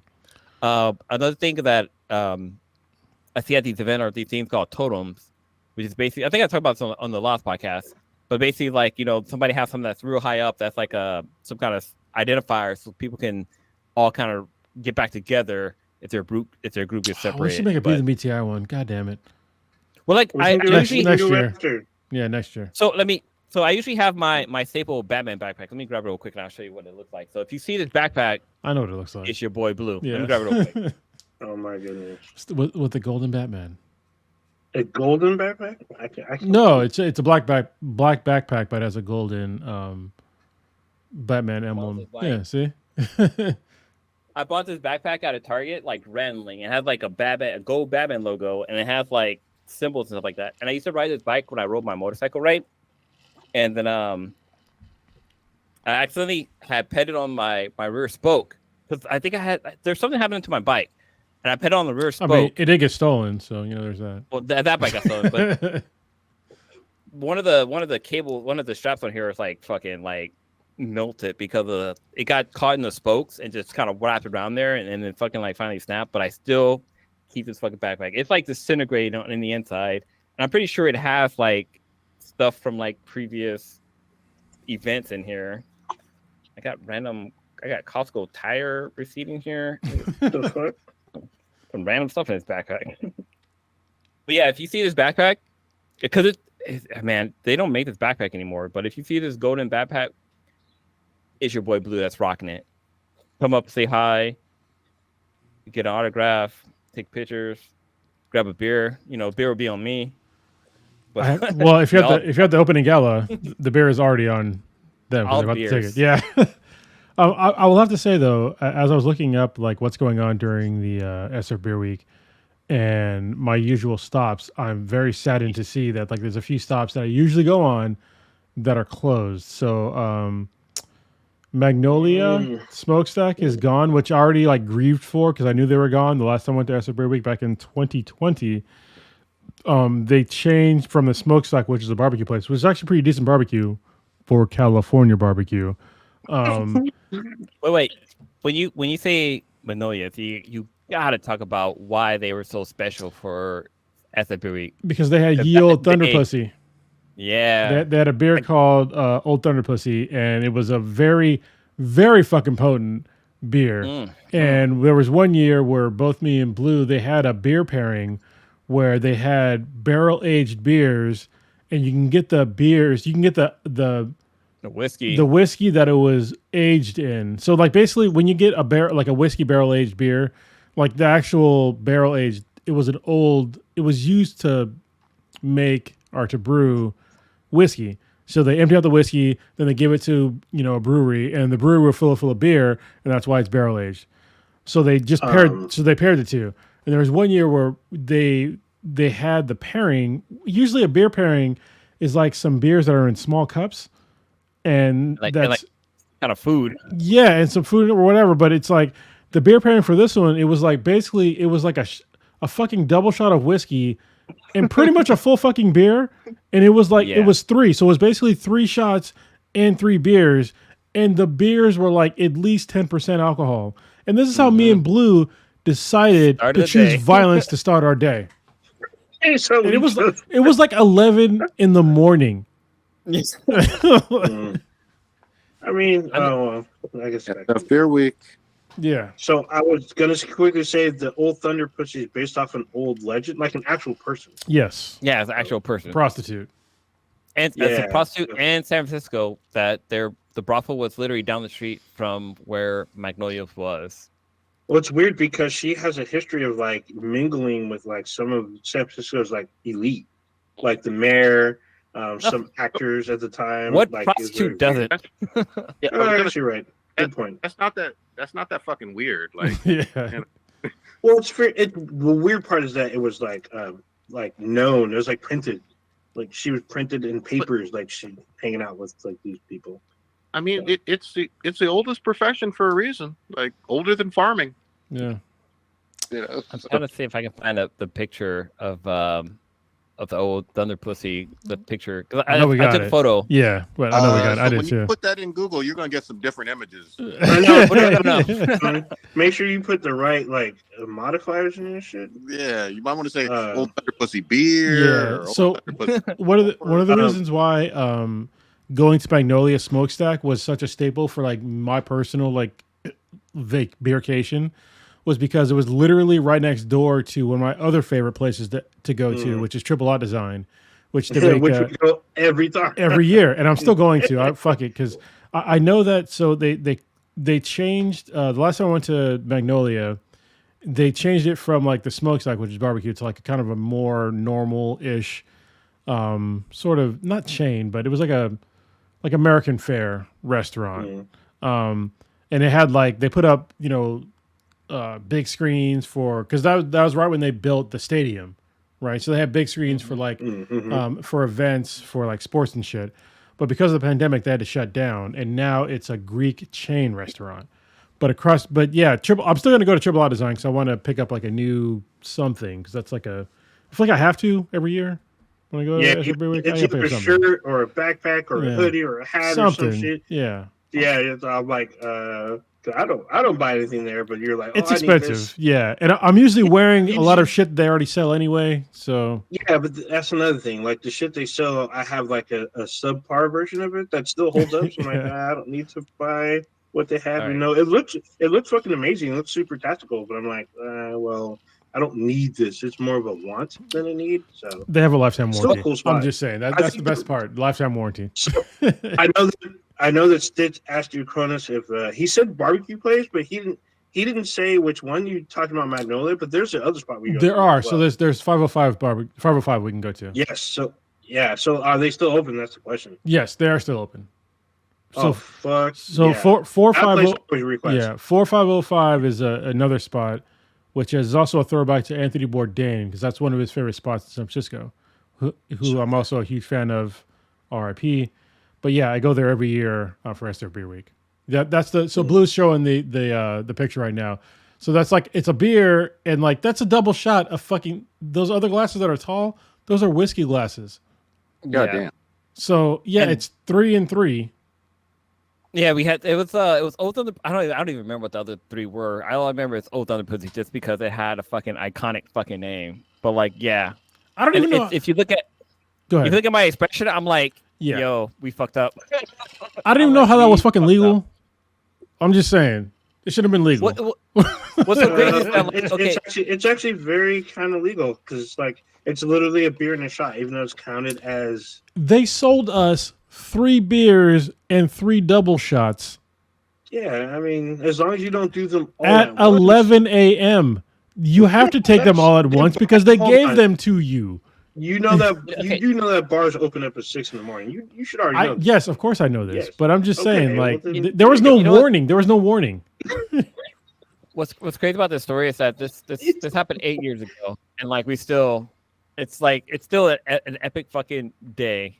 I think that was my first time participating in SF Beer Week during like a whole entire day, and to start off with fucking 3 strong ass beers paired with 3 strong ass fucking whiskeys was ridiculous.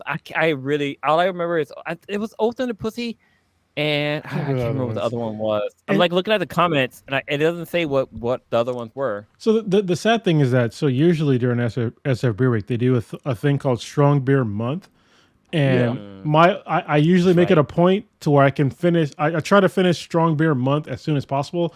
It's a collaboration between Magnolia and 21st Amendment, and they're all strong beers over 10%.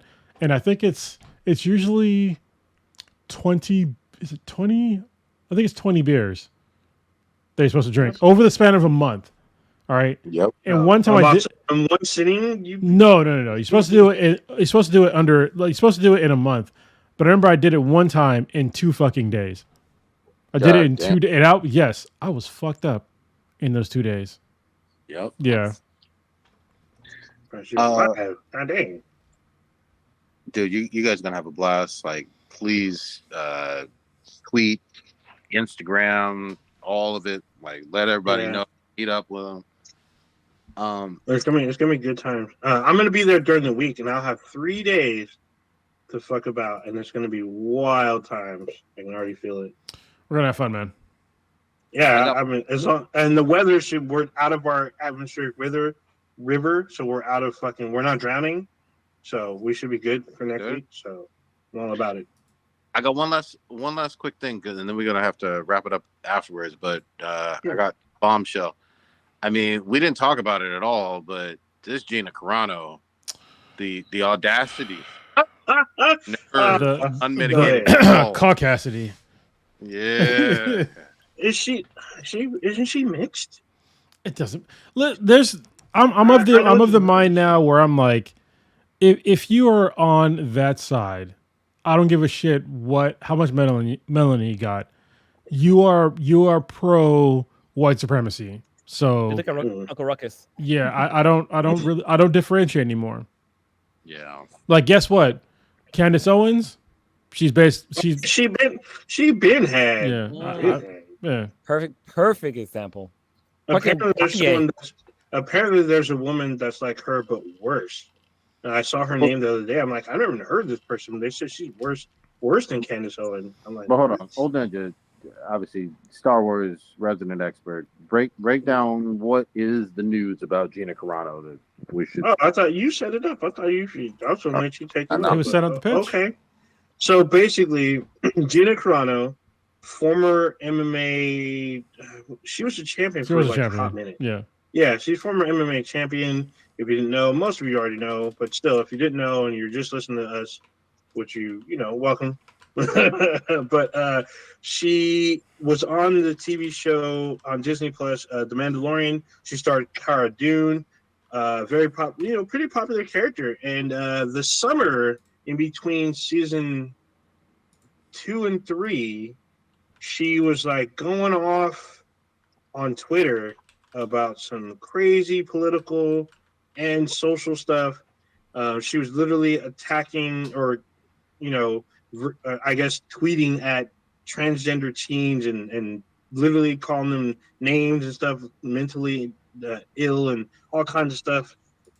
And so she made a comparison about having an opinion versus being dragged out and stripped naked for being Jewish. She was saying those two are the same thing during the Holocaust. Yeah, just before the Holocaust, I believe. And she posted a picture about a woman being accosted by the community, or her community she was in, because she was Jewish. And Disney basically let her go. So I don't know the specifics as if her contract was not picked up, or her contract was canceled and they just fired her. Either way, she was let go in like 2021, I believe. And then she came back this week with a lawsuit against Disney and Lucasfilm, saying she was wrongfully terminated for having right-wing opinions. And Elon Musk himself said he was funding her lawyer fees, or her court fees. So I believe it was filed like literally 2 days ago. I think Monday. And she's been I don't know about the rest of y'all, but I've seen her getting roasted left and right. I mean, there are people supporting her, saying that she was right and saying that, the classic Disney's fascist, and I'm like, well, Walt Disney died a long time ago, but I guess so. It's just like crazy stuff. I mean, the people, even a lot of people that even aren't necessarily on the left, they're like, hey, this doesn't look like this is a very good standing court case. I mean, as a private employee, you can be fired for almost anything, really. I mean, if you say or do something wrong, even though apparently Disney, according to Cronus, I don't know this stuff, but he said Disney's incorporated in Delaware, which makes sense because it's probably fucking cheap as fuck back in like That's the why 50s. most corporations are incorporated in Delaware because Delaware. So perfect. It's probably because their laws are probably really easy to get through, and like you can spread throughout the rest of the country. And actually, Disney's across the world. There's a fucking Disneyland in Tokyo. So being a private, employee, I guess being in California, we all know that you can be let go for like looking at your president side-eyed, technically. So posting stuff, and for months, not days or weeks, literal months, Gina was out there just saying some crazy shit that could be hurtful and offensive to other people. And Disney can say that they did not like this and they didn't want to be associated with this kind of person, and they can fire you for this. So unless she has some other damning information, like some kind of inside information that is against Bob Iger, who she claims who is named in the case. It was Chopek, so I don't even know why if she named Bob Iger, then she's really fucking She stupid. named him. Yeah, so I've seen it. I believe she named both of them. I think he was because Bob Iger Chopek was not the CEO at the time.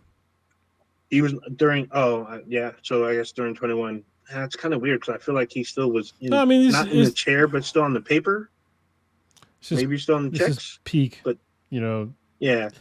But still, either way, she's literally coming for the CEO of or former CEO of Disney. So she wants to get paid. I hope she doesn't get paid from any of this.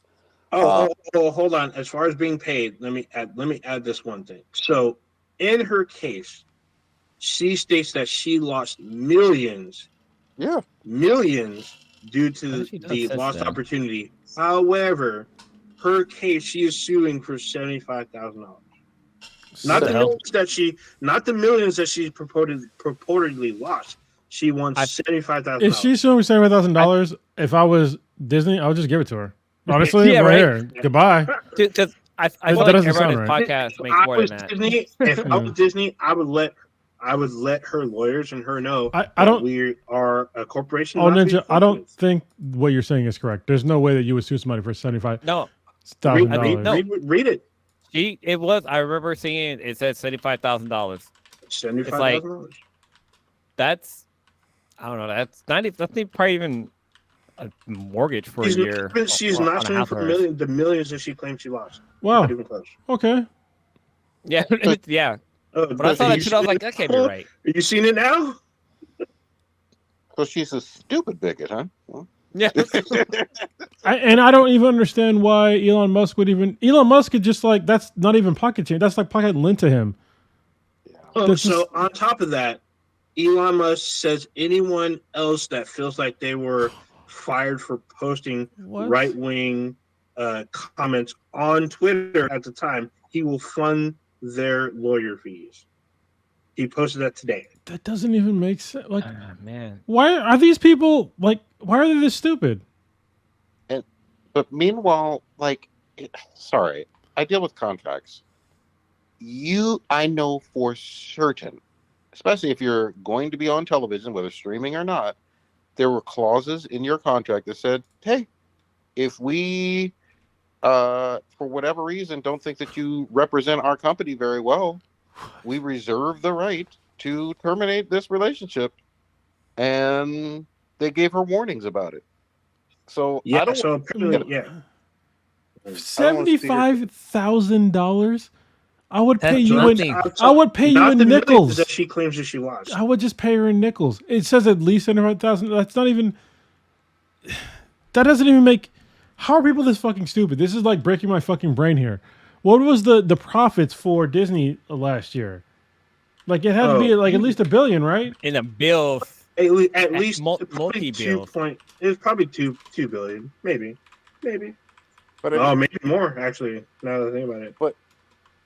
but I mean, So she was on one show of Disney. But it doesn't matter. It doesn't. The math isn't mathing. I looked it up to see like what she's done recently. Like on Wiki, it shows that, and for filming wise, she did a movie called My Son Hunter, which I don't know what the fuck that's about. So My Son Hunter is a movie about Hunter Biden. It's made by another another actor who's also on the far right. I would dare say. He actually all of you know him. He's from the Goonies. He's like one of the brothers from the that mob squad. Yeah, The guy, not the guy with the glasses, the other guy. It ain't no for DeLorean. It is, you know what I mean? it's not. It's because before, yeah.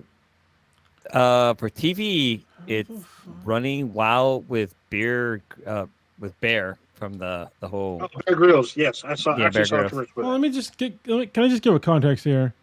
In 2023, Disney made almost $30 billion. There you go. Billion dollars. With the B. If you're asking them for $75,000, that's like asking me for like a literal fucking nickel. Yeah. So like- with $75,000, you couldn't Oh, you guys still there?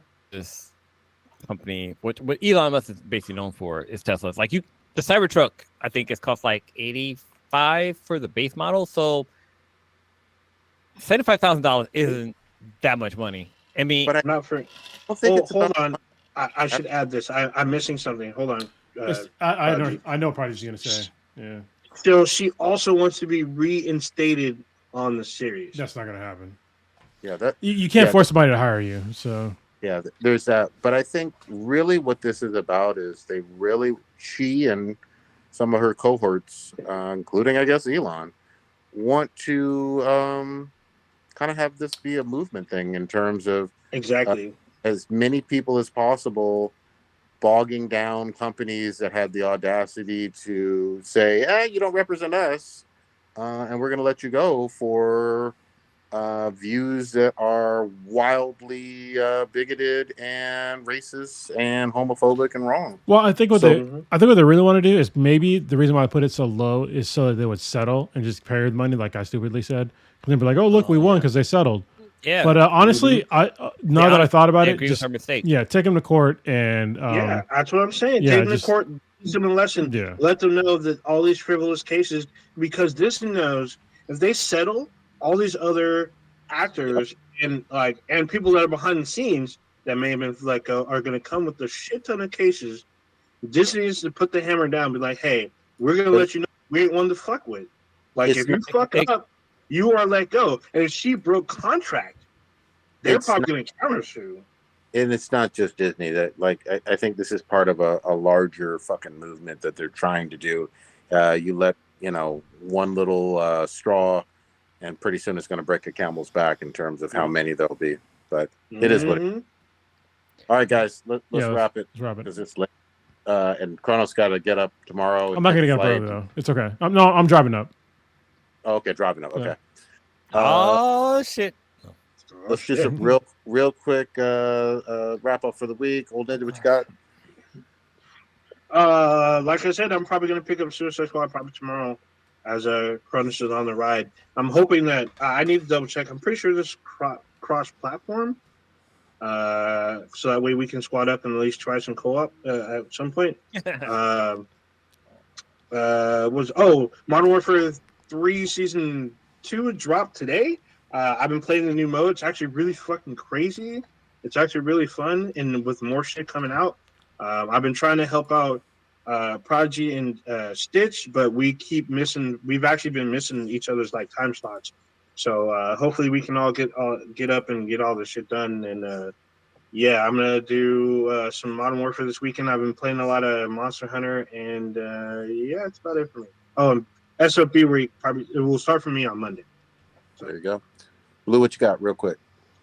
Yo, I am so glad to be back on the fucking podcast. To be honest, I've been missing every Wednesday. I'm just fucking sweating bullets. Like, God, I listen to the podcast. I'm like, I would have said this comment.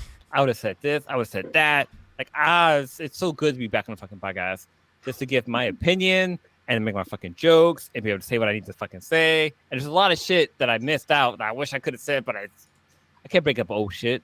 Like, for example, like Scott Pilgrim versus the World animated series was so fucking dope.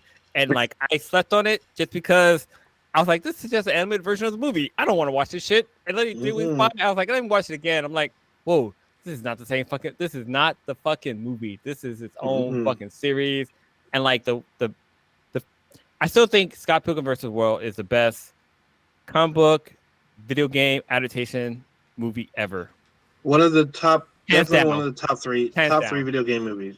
Top Nah, three. this is Blue's poignant. Bam. Yeah, I know, but Number one. I'm agreeing. I'm putting it up to you. I'm trying to big you up there. But then I watched the movie before I read the comic book, and I still was like, yo, this is just a fucking movie. Anyways, I need to catch up on video game. Oh, as that big week, I'm super excited about that because it's probably been like 4 years since the last time I went to, or It's been 4 years since I've been to one. So opening Yeah. gala has not been done in 4 years. yeah, because there's pandemic happened and shit went downhill. But every time we've gone, it's always been fun. I mean, there was that one where Party fucking disappeared. You did. Remember that shit? I remember that. Oh, I heard about that. But, one. I wasn't there for that one. That was a weird one because we were like man down and like I was legit worried for his fucking life. Real. We all know him by now. When he is down and out, he's down and out for like 3 days minimum. You got to send a text though, man. Yeah, he don't answer nobody back. He need to stop doing this. You got children, man. You got children. Yeah, at least say okay. If you at least say okay, then we'll leave you alone for a couple days. I thought I died for a minute there, but go ahead. I definitely think we're gonna live stream. We gotta figure out how to live stream somehow, like either on YouTube or Twitch, dude. TikTok, We all have Twitch TikTok. on our phone. Live stream on You can Twitch. live stream Twitch. from our phones. Just gotta figure it out. Yeah. Dude, Yeah, Twitch live is stream on like Twitch. we need to give it the time. It's all about TikTok. But No, yeah, not, I we're need not doing to TikTok. TikTok. I need to catch up on movies and shows and video games. Like right now, I had a power failure earlier today, so like my PS4, PS5.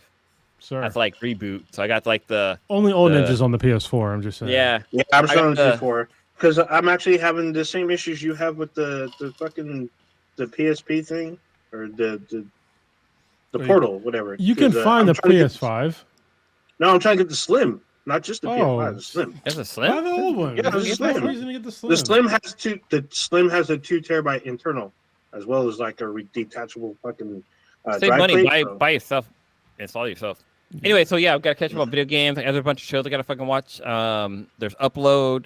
There's fucking. I need to catch up on the one with the superheroes that just fuck people up on Amazon. The Boys. The boys. The Boys. I catch up on The Boys. And the other one, the Gen V. what's it called? Huh? Gen Invincible. V. I need to catch up on. Yeah, I need Oh, to catch up on Invincible, Gen V. yeah. And I need to catch up on Invincible. There's a lot of shit I need to catch up on. I'm definitely gonna be trying doing this weekend. My son Bash, his birthday's coming up soon, so we're trying to plan that all out. But Right on. hopefully this weekend we can go to. I was up in Sacramento God, last that week blue. for mom's to go visit my mom, and there's a train museum out there which I just happened to Google and come across. So we're hopefully be able to do that this weekend too. Which he loves trains, he loves cars, so hopefully get a kick out of that. We were going to go last week, but then it was just atmosphere river, so we couldn't really go. But Yeah, sure. we can do that this weekend. You know what's fucked up is the train takes just as much time to get to Sacramento as it does to drive. No. We weren't going to take the train. We're going to go to the train museum. So they have like model trains and actual like. Do both, so that way he gets a train experience. Hey, I've really got to pee, so we got to wrap this up, man. If I step away now, it's going to extend it. So, Go. See you soon. all right. So yeah, I'm looking forward to seeing y'all in like hours. So that's all I got. All right, use experience. Like the best in times of printing. Check us out. There you go. Peace, peace. Amen.